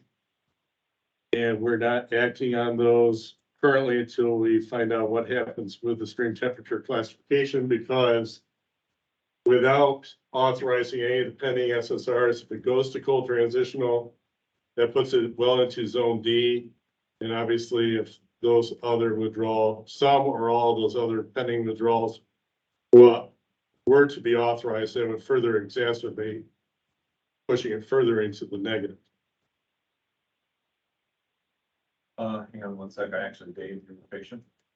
I just wanted to know how common it is for the first order headwater stream to be cool. To go to warm, that's what the current situation was, correct? That's fair. That's it's warm, going to cool, sorry. Is that a common? In the downstream was cool. So it went warm. Not a watershed, a lot of wetlands, and they help tributary areas that could be warmer. And then as it gets down into a bigger valley, it takes on more groundwater and gets colder. It's a little more common in southern Michigan that the streams do. That it there. Well, it's the two temperature class jump that is problematic in my mind, because I don't have a sense of how statistically common it would be given other, because we have no indication that the landscape, setting aside large quantity of draw, we have no indication that the landscape itself needs to be wetlands and so forth, has changed. So I don't know how common it is for a two temperature class jump from a headwaters reach to downstream reach. I think it's rare because the tool is very good and it's a model, right? So sometimes on the ground, you can see something a little bit different from what was modeled in stream. I think this is a unique situation where on the ground information about the fish population and the actual stream temperature is different than what the model published. So maybe you or Brian can correct, sorry, we got too many Brians now. Can correct me on this, but I think I remember reading the report that a recommendation to change the stream classification for temperature wasn't being made at this time for the downstream sections of the Prairie River. So basically from your one water management area, we were making the recommendation down to about Prairie Lake, I think. Was that there wasn't a recommendation being made at this time, but that was because of a lack of data, and that DNR was going to continue collecting data in that section in St. Joe County. Is that, am I getting that correct? Is that you guys are still working on that part? Yeah, Brian, could you answer that in terms of the lower section that's currently cool? Yeah, so when I wrote that report, we didn't really have anywhere near the fish data that we had for the upper part of it. It's the lower section there from about, the county line down towards Prairie River Lake and Lake Templin and all of that is, it's more challenging to survey. A lot of it is too deep to wade, but also not really boatable. So we don't have as much data to work with on that. So that was kind of the main reason why, or one of the main reasons why we didn't pursue a change is we don't have the fish data to say whether the existing classification makes sense or not. I think in the report we said that we would pursue that. However, that was going to be a lower priority than actually there was one of the tributaries there. I think it was the Burr Oak County line drain. That would be a higher priority simply because it's that one also the temperature data that we collected didn't match the existing classification. And that's one that we can easily get some fish data on. So to see if the fish community says the same thing that the temperature stuff does. So I think that one was in the report that was listed as a higher priority than trying to get into the lower Prairie River anytime soon. I think the lower Prairie River is currently cool, if I am remembering that correctly, the next section down from the one we're talking about, which, we don't have the data to quantitatively guess that. It wouldn't surprise me if that's fairly accurate because the stream does seem like it tends to warm as you get farther down and gets wider and gets more sun exposure. And just based on the old data that we have from down there, it was less trout and more warm water species. Kind of a long-winded answer, but yeah, the short answer is, yeah, we don't have the data right now to look at that lower one. Maybe someday in the future we will, but there's some other spots that might be higher priority to look at before that. I want to mention that the report that the council saw was a 2015 to 2022 summary report by Brian. It cites another report from Brian from 2015, and I don't know if everyone got that. That gives more history about this section, so it might help answer some of your questions as well. For how long?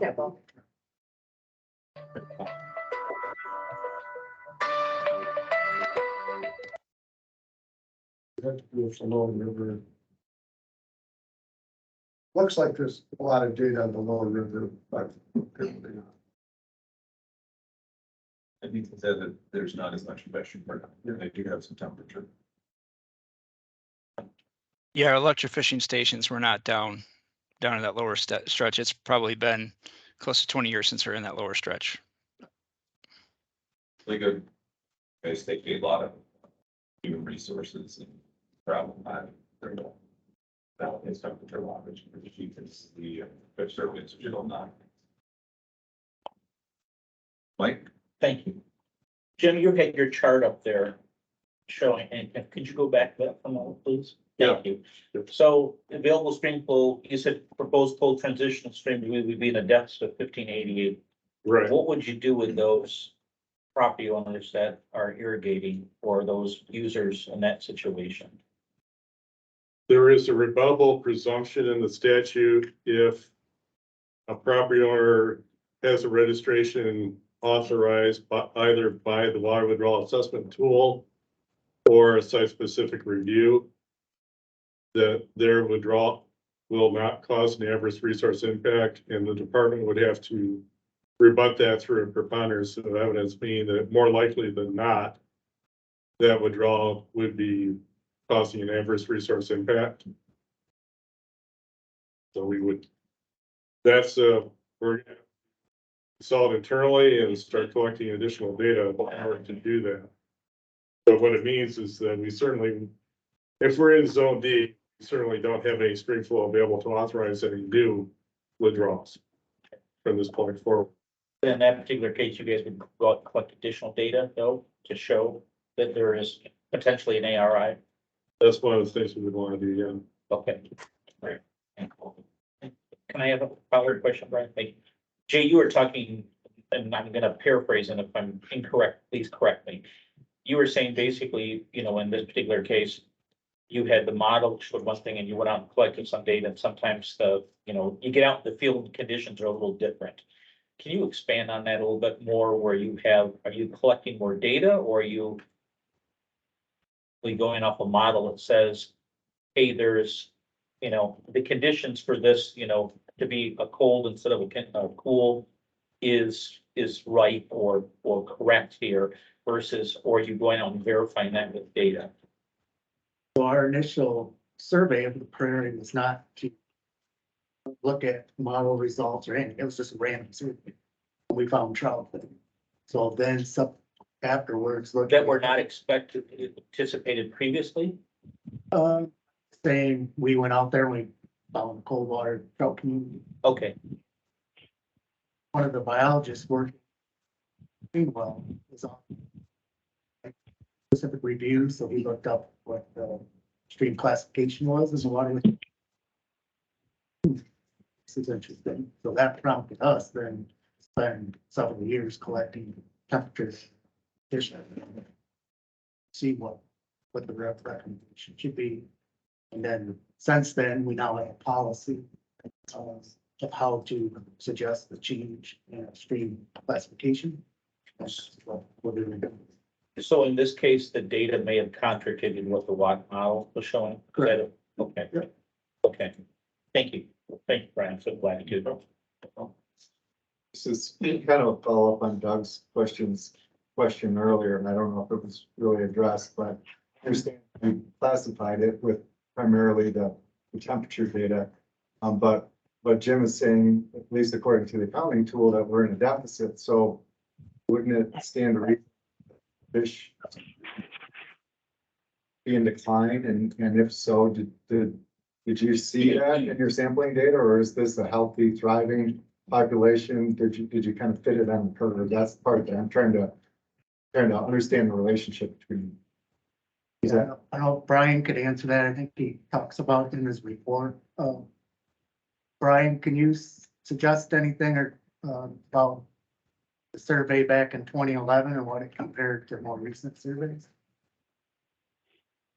Yeah, so the 2011, obviously there was a really strong trout population there. 2012 was the year of the big drought, and the population, at least within our survey station, crashed. It went from over 200 trout down to like 3 at the Orland station, and then started rebuilding after that. So that was kind of what we saw. We saw it really high in 2011, dropped in 2012, and then there was slowly rebuilding in the years following that. So would you, I'm sorry, can I? would you- Driving, or do you have any opinion on where it stands now as far as the population? Well, we haven't stocked that, since 1992. And so that population was obviously able to sustain itself from 1992 through, till we were doing our surveys. So I don't have any reason to think that they're not still reproducing now. Yeah, especially since we haven't had a year like 2012 that's been that hot and dry. I would guess that the population is probably if anything, has recovered more since 2015 and 2016 because we haven't had a drought year. But that's, like I say, that was the last time we were in there surveying. Thank you. All right, I know I have a lot to get through still, so are there any other questions from water council members? No, we're gonna ask the same thing.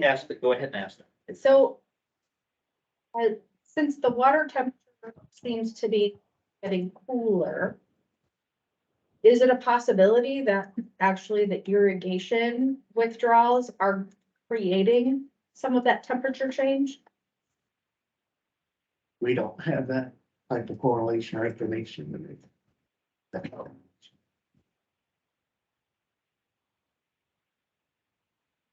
The last questions before we get to. I guess the only thing I know that might be different is it's early dredging in the 90s. There's more tree cover now than there used to be because the section was dredged and trees were cut. Maybe with more trees along the banks that it's sustained. Are there the same number? I'm sorry, I'm probably asking way too many questions. This I don't know. Are there more dams along that area than before, or some of those dams not been used? Because I know they've been shutting some of those dams down. So maybe some. Brian, faster flow. I'm not aware of any dams in this particular section. Not recent ones. I think there might be remnants of a small one. I want to say near US 12. I think it'd be in the report if it was, but there's been no new dams constructed or removed in the last 20 years or so. Thank you. All right, so, which, if you're a water council member, you think of another, and then where you can save it for the discussion. But I'd like to ask, any of our non-water council member guests today, if you have some questions. Again, not necessarily meant everything you want to say, but we'll get to as quick as we're done with questions. But, any questions that you think that can be answered? If so, raise a hand, I'll point your way, you can stand up and. Yes, sir. I got a question. He said in 2012, the population went down a bunch. Does he attribute that to the drought and the water level went down, or is he saying that we irrigated more, so that took her down, or I don't know if he has any thoughts on that, or is it typical, like in a drought year on other trout streams? Yeah. Just, areas, if you have a drought, does the trout population go down? I guess. Before you answer, so ask just so that it helps for our reporting, act like it's a Farm Bureau meeting. Your name before you make your comment, and then that way we know it's thanks. Brian in the maker. I'll just state that in any trout stream, drought condition can be tough on the trout, same with flood condition. So those are just, the more stable the stream is, the better off the trout. So it certainly can happen. You've also got a question online here. From Troy Jenkins. Go ahead and take that, and if anybody else has questions, you'll be shot. Good afternoon. My question is, are there any studies that would possibly suggest the change in trout population could be cyclical, or even regarding the last comment, maybe just related to drought situations? Do you have any data on things like that?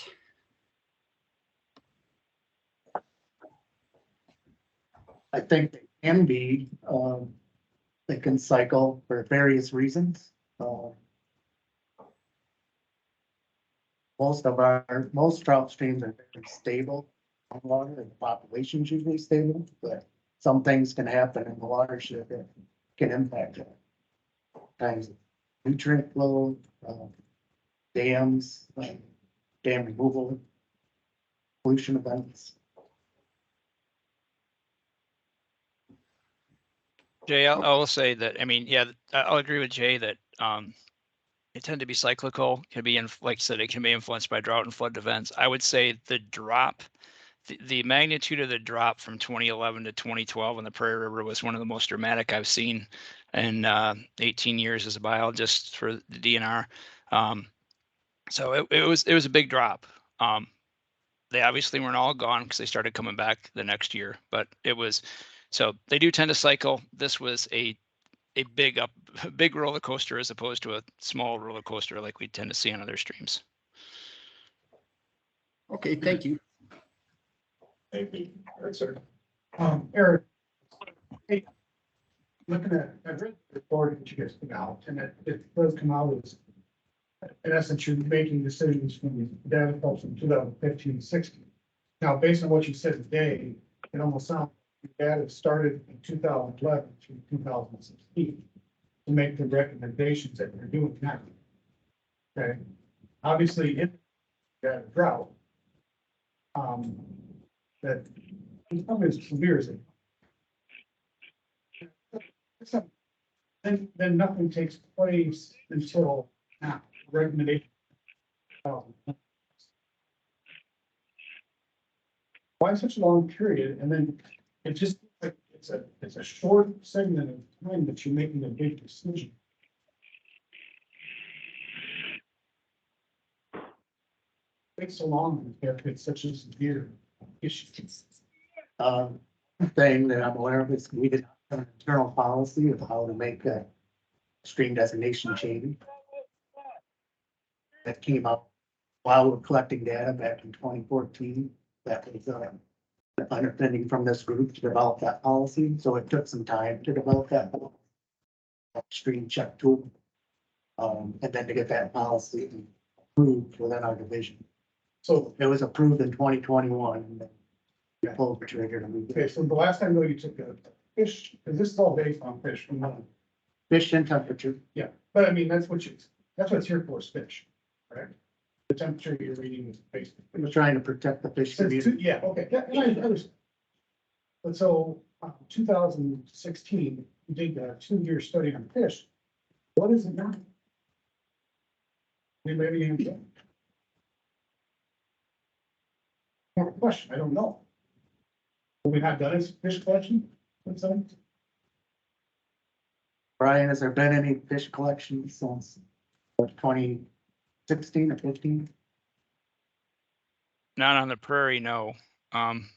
Just a little bit of context. We have about 4,300 miles of stream in our unit, and we've got 6 people, 6 full-time staff. So although it looks like not a lot of effort, 3 years in a row of sampling 2 sites on the prairie, plus all the temperature classification, that was a major prioritization for our unit to spend that much time on one river system. We rarely put that much time on one river system. So just want to kind of make that known. To have gaps of several years between surveys, even on stocked streams, is pretty typical. So just kind of providing that context here.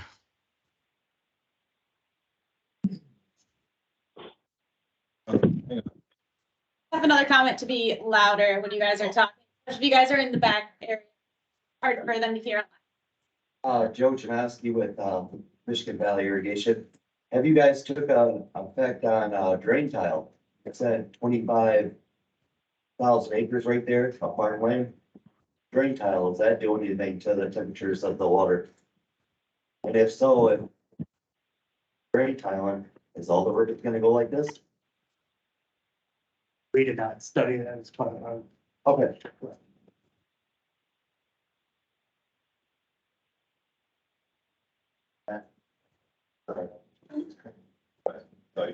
My name is Ralph. I'm on a cell phone. Right, go ahead. If I can make it. I'm wondering how many other streams may be being looked at for reclassification. And, you know, I worry as a grower that when we reclassify something, all the investment that the growers have put into irrigation and their land and everything else, when they were anticipating having a pumping capacity, and when you reclassify it, they're going to be going for it sounds like another site-specific review to see if they can pump water anymore. That long-term effect on those growers is horrendous. I mean, they've put a lot of time and money into, you know, doing what they're doing, as in irrigating, and all growers want to conserve water. I mean, we're doing that because economics forces us to conserve water. You know, I mean, you talk about this stream, and growers have been pumping out of it for a number of years. And if it's being transferred from a warm stream to a cold stream or cold transitional stream, that is being done as they're pumping. So are they negatively affecting it? Well, we all know they're affecting it because they're pumping water. Don't get me wrong. But what I'm concerned about is if we've studied enough to be sure on what we're doing, and are we following the science real well? Now, I've had a site-specific review ongoing for about a year. And I have to say that I have been treated very professionally. There's been no time where I don't think that I was treated professionally. But I have to look at the data and wonder if all the data, if we're following science on our data, or we're just trying to get through the system, and maybe, I don't know how to describe it besides, you know, we shouldn't be against each other is what I'm saying. We all got to survive here. I mean, we shouldn't be fighting each other. It shouldn't be the state against the grower, the state against the water user. But I guess my main concern is there are other streams that are being considered for reclassification. Yeah, I'll answer that from a fisheries division standpoint. So since statute's been out since 2009, this is the first one and only one that's come to our attention that we actually went out and gathered this much data on for stream temperature and for fish population. I'm not aware of any other ones in the state at this point that we are looking at in terms of reclassification. So it's not like we're suggesting the stream went from warm water to a cold water. I think it was misclassified. It's probably always been a cold water system that could support. So Yeah, and I'll actually say that, just to relate to that time delay issue, which our organization has a stream that 2 years after the water withdrawal statute, we had temperature data and it indicated several of the segments were all cold, 1 degree colder, one category colder predicted. But we only had, you know, maybe 2 years of temperature data, and we did fish survey, but not the cold load density estimates that are involved. And so we also were kind of waiting for years to kind of figure out what the standards are and be dead honest. The standards that they have recommended are requiring about 3 years and full quantitative fish survey. So, you know, I have very confident that there's another scenario out there, but we haven't been able to prioritize that allocation of resources to hit the mark that's been established.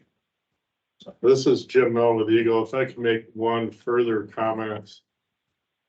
There is a rebuttable presumption in the statute that if a property owner withdrawal was registered either through the online water withdrawal assessment tool or an Eagle site-specific review, that there is a rebuttable presumption that that withdrawal caused an adverse resource impact.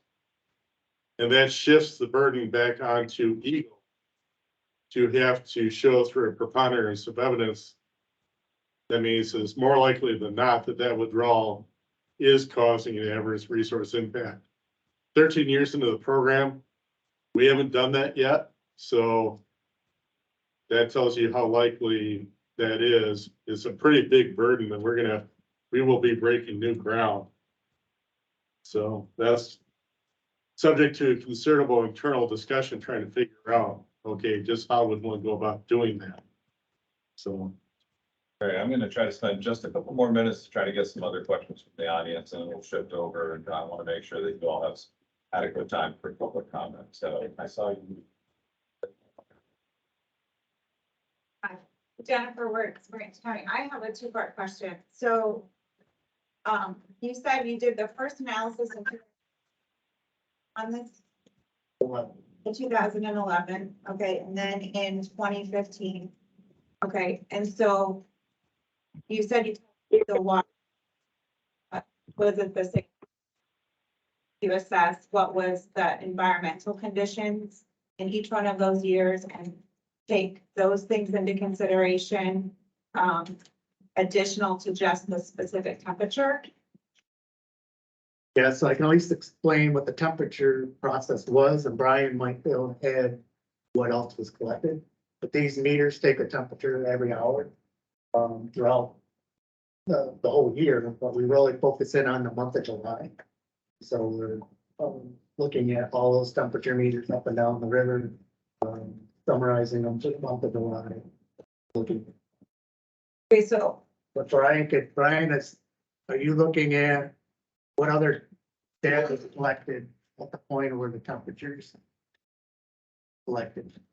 Did you look at ambient temperatures and other things like that? So we did not deploy temperature loggers to measure air temperature. However, for the stream check tool, we take the NOAA weather station data, and that gets fed into there. So it does try to account for the fact of whether it was an abnormally warm year or abnormally cool year, or precipitation, things like that. I know, well, I guess I shouldn't say off the top of my head it's precipitation. I don't, that may get in there. I know that the temperature data gets fed into there, and Ellie'd be able to answer more specifics about that. But there is that way through the NOAA weather station to be able to account for the fact of the climate in a particular year. Part of the reason to take 3 years in a row is to see if we have any of those weird outliers of something event happening. So that's why we do it 3 years in a row. And if you get one that's way off, then that throws a red flag that you should maybe do another year or something was wrong with that location. Okay, and my second question is, so what's your objective in making this recommendation? What do you hope to accomplish by changing the usage? And then also, I think somebody asked us, but just what will the reclassification change in stream flow depletion? So in the agriculture community, how is that going to affect people from pulling from this river based on your classification? Like your numbers were very extreme there. So play that out for us. What does that mean? I can't answer the second part, maybe Jim can. The first part is, the statute came out and it designated stream and temperature classifications throughout every stream had the classification. And there was, there's a way that people can make a change. We're just following that policy. Okay, but what's the objective of that? Let me jump in. I mean, the objective, of course, is to protect stream health. And, we're kind of implementing the statute as far as the way we were going about it. Once Eagle found that a stream was in a significant deficit, there's another number of provisions in the statute that talk about water user committees, getting, local water users together, figuring out if there's ways that we could schedule irrigation in ways that would reduce that impact on the stream. So number of mechanisms to kind of figure out whether or not we could manage use within a water area to reduce that potential for impacts.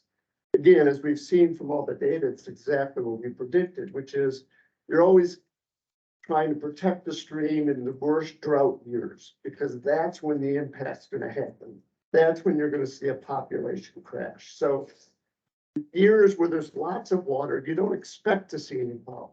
It's when that next drought year comes And if everyone's pumping at that level, could we kind of, significantly impact that aquatic health?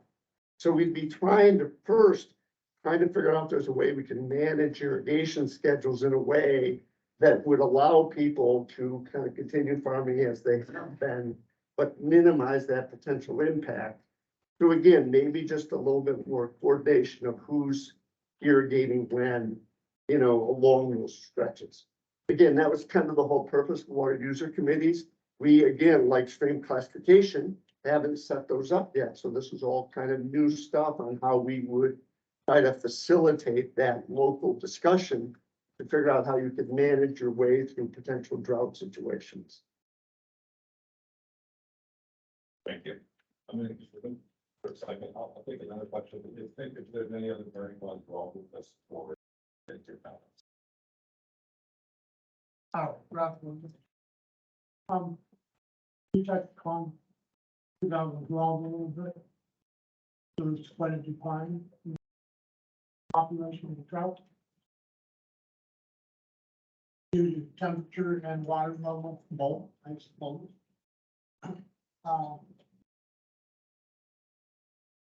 If I remember correctly, there's probably just about every 24 years we've had what we would consider major drought, 64. So they've mentioned that they're kind of condensing into one small area, great number of years. So how fast did the trout population, for example, how fast did it recover after 2012?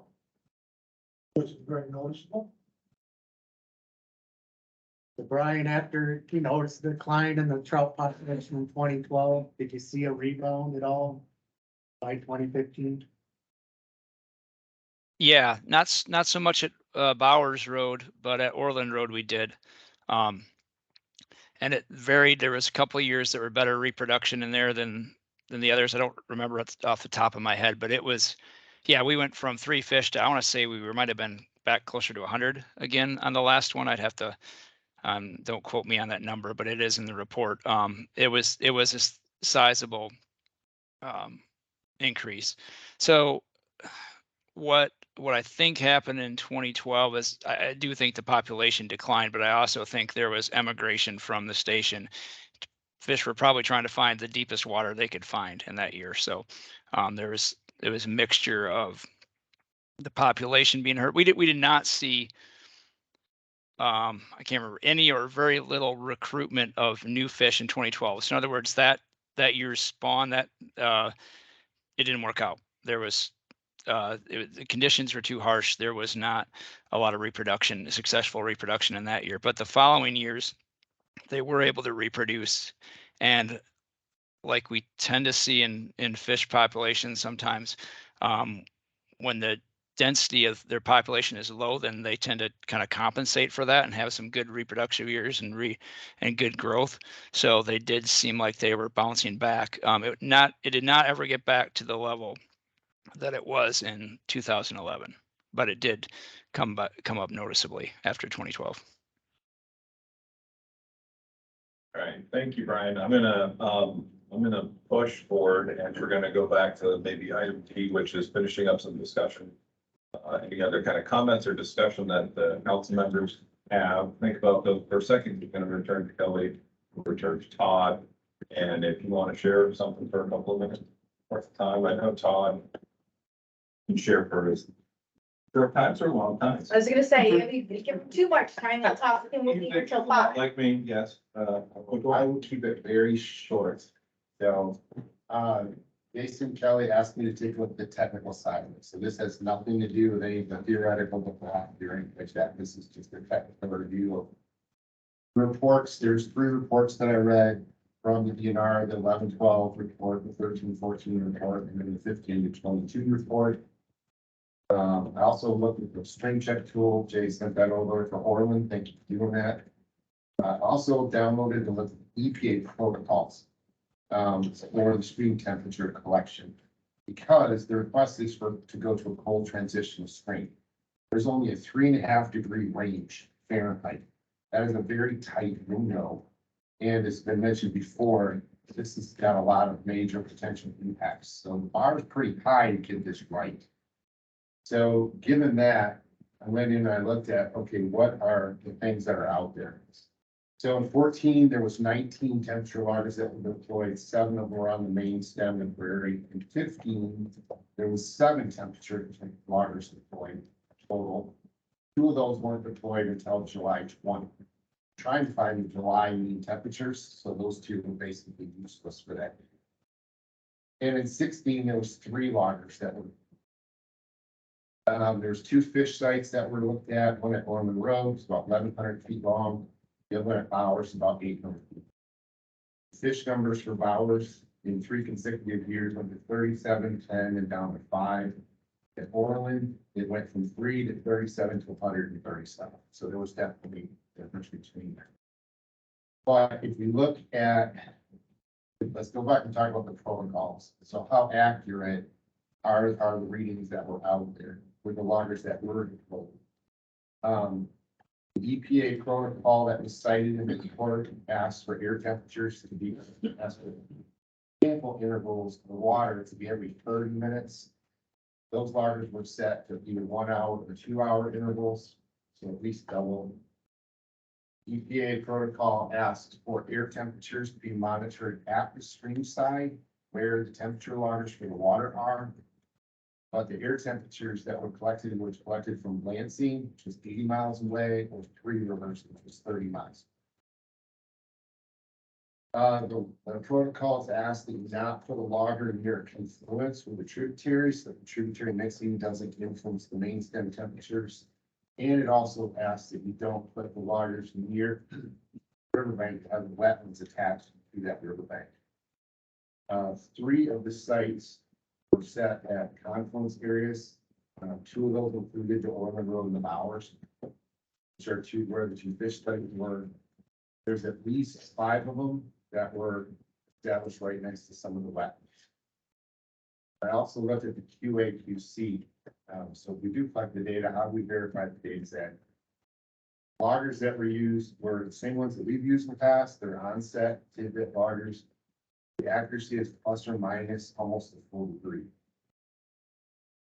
There really wasn't much mention of the QA/QC in the report.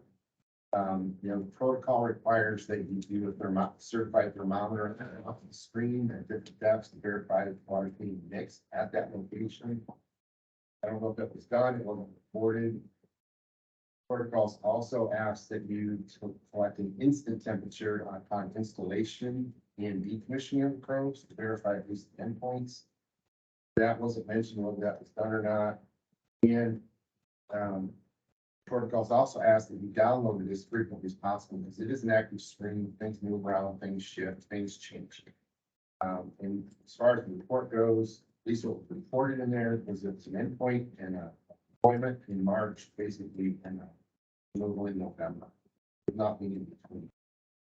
So from a QA/QC perspective, and following the protocols that were cited in the report, I would respectfully suggest that might be need here for a little bit more of a technical review on accuracy of data, especially given the narrow temperature range that we're dealing with. And just the overlapping dates, the overlapping years with different numbers of deployment probes.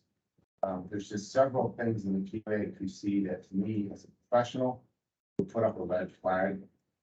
The last thing I'll say about it is I've been working with growers for a long time here. We did a stream gauge at the Needham Road site. That stream gauge measured water temperatures in the river, stage, discharge, stage 2 discharge, and it also measured stream bed temperatures. That gauge was active from 2010 through 2017, so it bridges this entire period of time. So I have an 8-year period here. We have annual record every 15 minutes. That was QA/QC every 15 minutes using Onset probes, which is the same brand that was used for the water temperatures. The first 3 years, 2010 to 2012, it was warm stream. 2013, 2015, it would have been a cold transition. The 2 years following, it was a warm stream again. So now I understand that that Needham Road is downstream of this, but the pattern shows. The study that was done here was done over a period of time where the water temperatures were the coldest, and yet over a 10-year period record, 70% of the time, temperatures were significantly warmer. So we do have data in the area that would at least, again, throw up another flag to say, hey, we ought to maybe take. So again, this is not an assessment of the full report. I just reviewed the materials that I was sent, and I just compared it to the protocols that were cited in the article. But when I look at those, I would look at it as a professional. I would look at it and say, we ought to take a little bit closer look at this to make certain that our numbers are representative of the 21-mile stretch of river, that we covered it well. We have something that as consultants would do, we have to prepare stuff that should be trending. That should be the standard. And in this case, to me, one of the reasons to look at it even more closely is two factors. Very tight range in temperatures, 3.5 degrees. It doesn't take much to get outside that range. The second one is the 21-mile stretch of river that somebody said, I believe it's about 25,000 impacted acres. There's a high bar here, because even without cost benefit analysis, I can look at this and say, anybody can look at this and say, you're gonna impact a whole lot of people. There's gonna be a lot of fallout or impact for things to handle. I think the bar is very, very high. I think we might want to look at the technical side of this a little bit.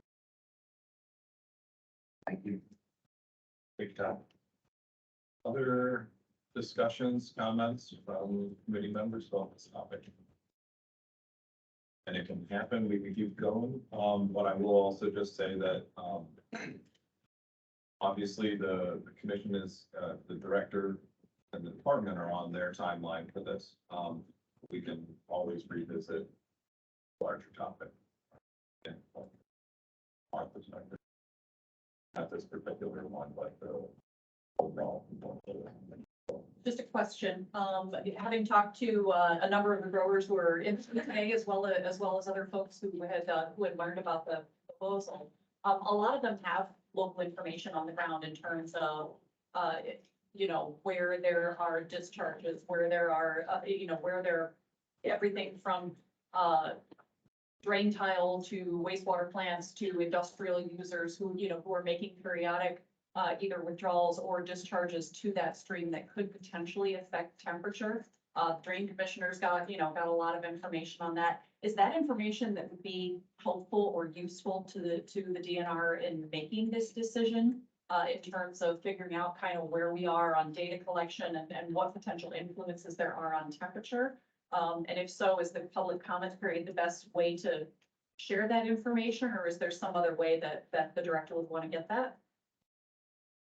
That'd be a conversation with myself and maybe useful to know if there's a discharge right where a meter was placed, so the exact location might be useful for us if we can.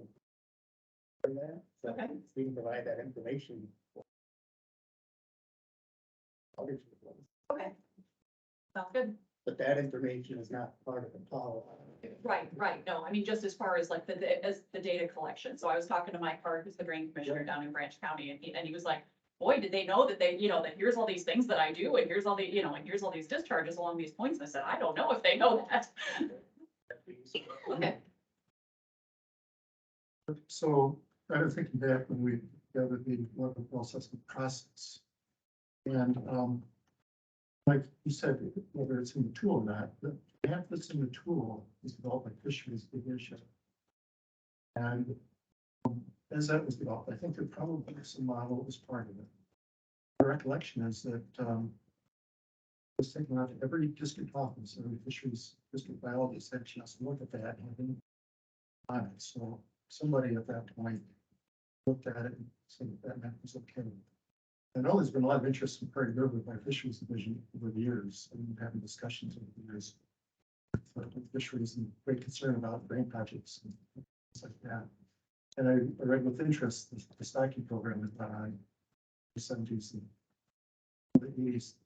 But I think there's no question that it has It does have the ability to cold water fish. Question in my mind is, I guess, how is it missed when they're doing this, that got classified as warm? The next downstream section is classified as cool, which at least is closer. So I guess I'm concerned, does this vary so much from the year that fishery was written off because of whatever reason? But it was one where it use local knowledge very well. I'm concerned about the miss that we have in the original map. It's my concern. I feel comfortable with the data we can put together. I think in the case. But, don't let me miss, and I'm just wondering, does that mean that something is missing that we should consider in making this, and I recognize making this decision. Dave, I want to jump in really quick. I'm sorry, Jay. You mentioned it earlier. There's a tremendous amount of wetlands in that headwater here. There's a lot of standing surface water out there. So I could totally understand why they were classified as originally formed up there. There's a lot of interconnection between those bodies. I believe you made that statement before. I'd say in general. Yeah, in general. What with wetlands and water. So Dave, yes, our staff had an opportunity to look at that model that came out. Brian's area alone is 3,600 miles. So to have two biologists to know exactly temperature classification of every one of those based on. I think they got it right on the bottom. This is one that they didn't get right. Data on the ground suggests that. Yes. I don't know how.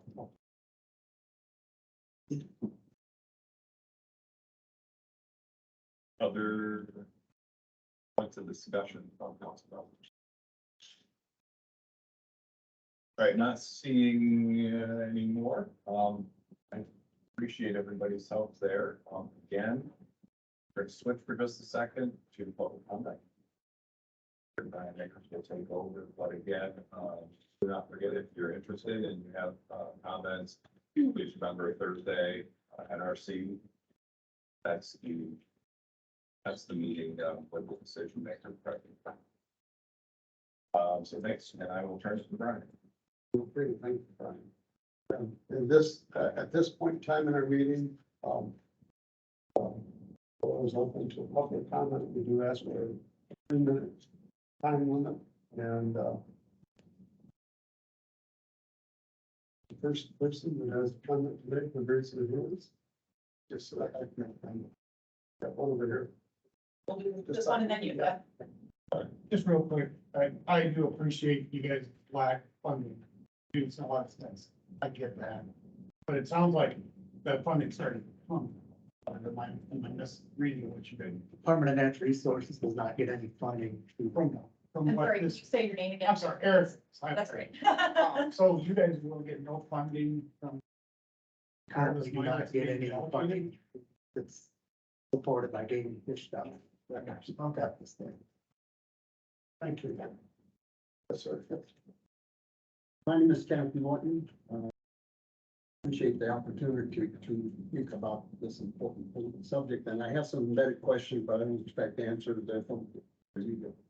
So, I farm with my brother, son, and nephew. My brother Dale served on the Ag Commission from 2005 to 2008.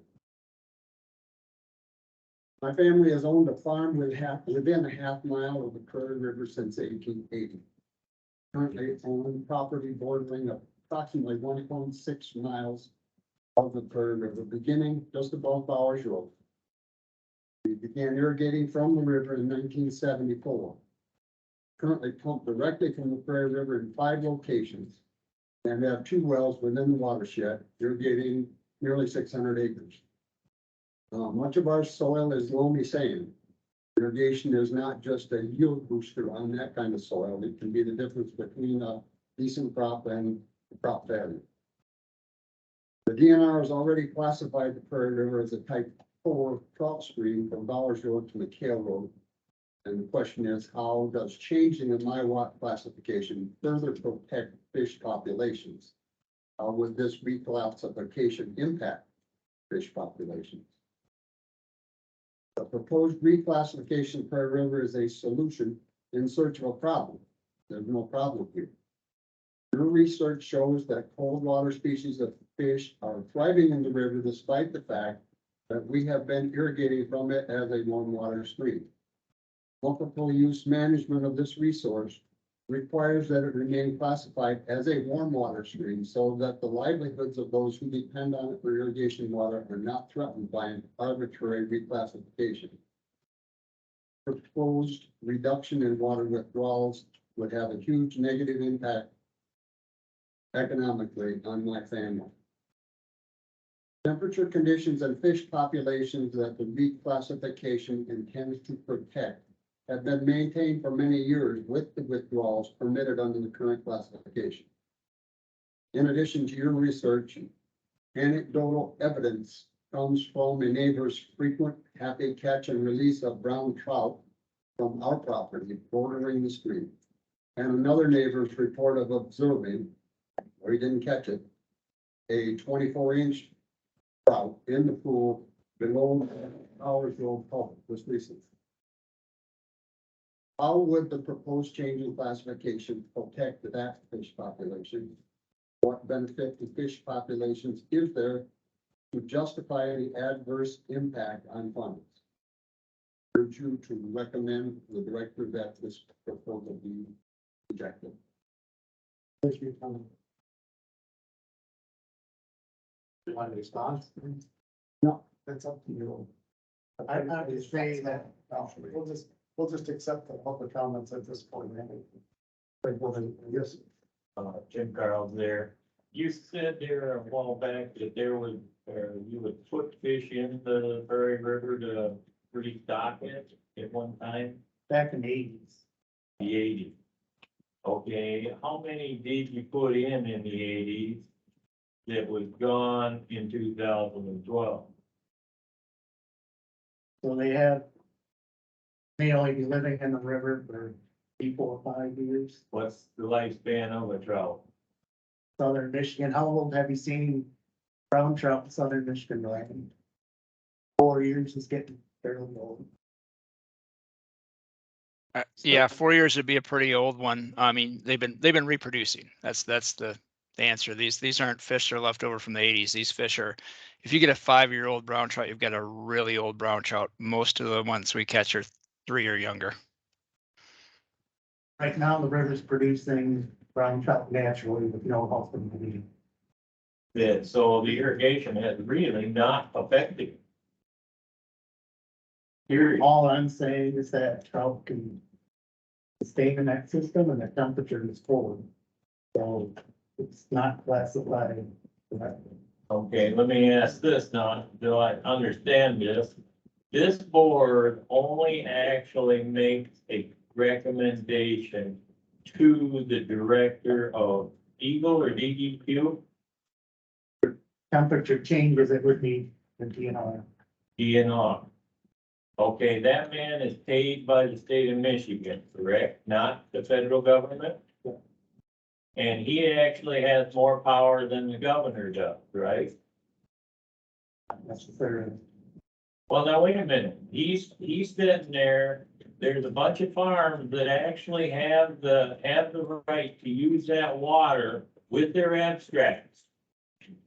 To sit there and produce and make a living. Now, what this man said was very true. You've got people coming in fishing, complaining that the fish population's falling. So now these people want to fish for free while the farmer pays the taxes. I missed something here? The farmer is taxed on that water and property to use it, right? These people that are fishing have the right to fish under federal law. There's no question. Now, these cycles that you guys have been quoting here are cycles. The fish only lives for 4 years.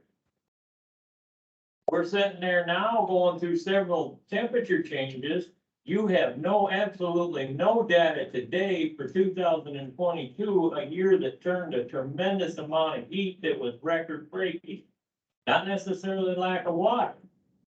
What's the fish population today? Sounds to me like this whole change is all for development, not for the sitting there making sure the heat or the system is adequately maintained. This is being done for profit. What's sad is one man is making that decision that is not elected. You guys aren't making the decision. You're only making a recommendation. I just want to remind everybody that we had a question and answer period here. I mean, we want to keep this focused on public comment as much as we can. Yes, sir.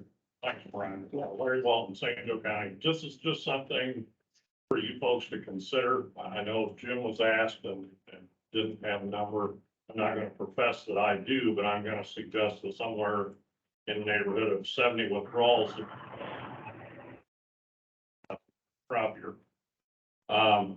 If you look potential of users that were grandfathered into that system, that number could easily double. And according to state statute, if we go through the reclassification process, I can change classification of the river and everything becomes zone D. Now we've got a users group that we have to deal with somehow with 140 potential withdrawals just in that 20 miles stretch of river. I think it's just something to consider because if we get it here, we're going to give it somewhere else. That's it.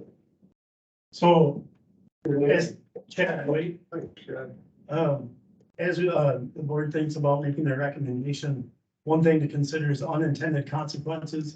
Back in the 1930s, there's a lot of research done that in order to solve drought out west was to plow the ground. With that, we know what happened. The Dust Bowl was an unfortunate consequence that much of the west is still recovering economically and environmentally. As we make these decisions, we're using a short amount of research to make decisions that are going to affect us long term. So we need to consider not only what's going to affect the trout. I'm just as big a fisherman as anybody else, but we need to think about the environmental and economic impacts of not ourselves, but our grandchildren.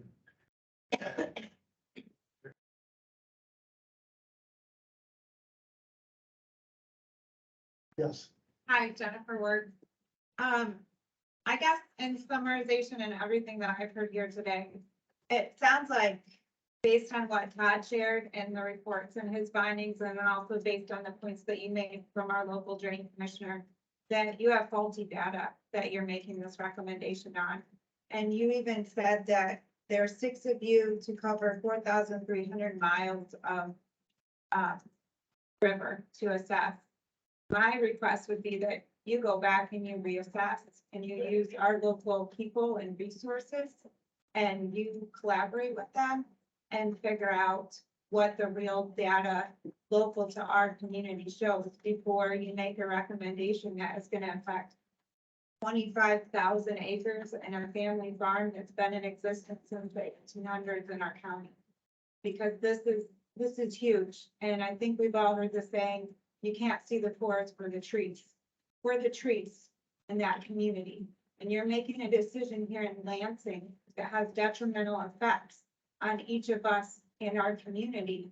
And you're not assessing it fully by looking at the full thing.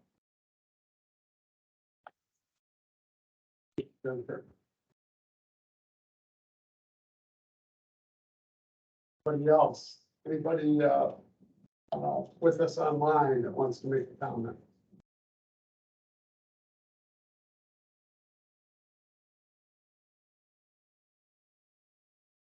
Going once, going twice. Thank you all for your feedback. Yes, yes. Yeah, it's not related to the Prairie River issue, but I do want to make a quick comment, if I could, if this is the appropriate time. Yeah, Tom Frazier, formerly with the Michigan Townships Association, representing local government. I just wanted to, let you know that I don't intend to seek reappointment, next year to the council. I will stay on until my, predecessor is named, on the council and also on the, conservation subcommittee, but, just wanted to note that and thank everybody for the last 4 years and the opportunity to serve. Thanks.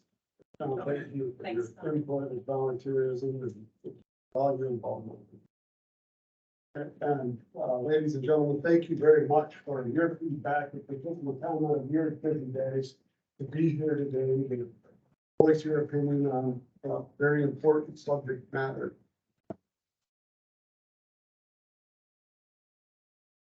The next thing up on our agenda is our future meeting schedules that are on there for the coming year.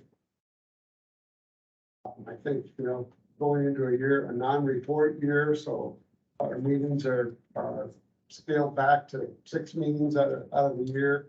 I would have lasting 3 hours. We'll be able to get through some of them in a couple hours, hopefully. On the agenda, we're asking for a call for special topics for 23. As well as folks who are interested in hosting. So you'll notice that only the next meeting actually has a meeting location identified.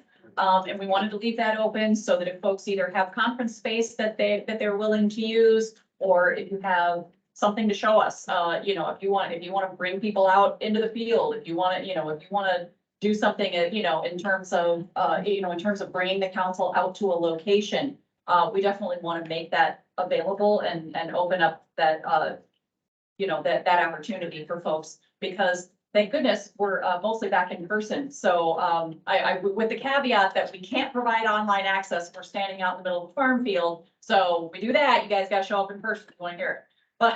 But otherwise, please let us know. Please contact either the chairs here or some of our staff at Eagle, if anybody's interested in hosting one of these upcoming council meetings.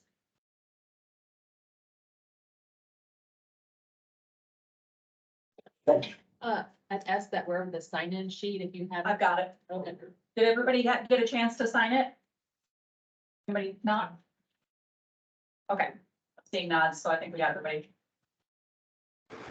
Clearly I was not able to sign it as I'm online, so Frank Edowageshik.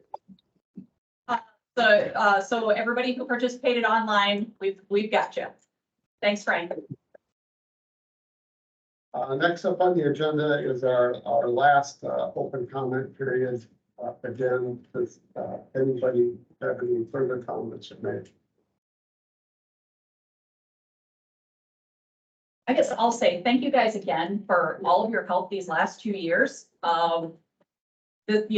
Understanding how much work goes into this and how much thought and consideration goes into coming up with these recommendations. I think that, even though sometimes we complain about the council process and how it's kind of cumbersome, I, number one, think it's really important. And number two, think that it really speaks well of how much we share in terms of priorities and wanting to make sure that we're responsible stewards of the resource. So I really appreciate everybody who's been participating in this council so far. For those who aren't coming back, thank you very much for your service. For those who do plan to come back, I'm really looking forward to working with everybody for the next 2-year cycle. So thanks again. Thank you. With that, we are adjourned. If you'd like to make a motion, Frank. Sure, I move to adjourn.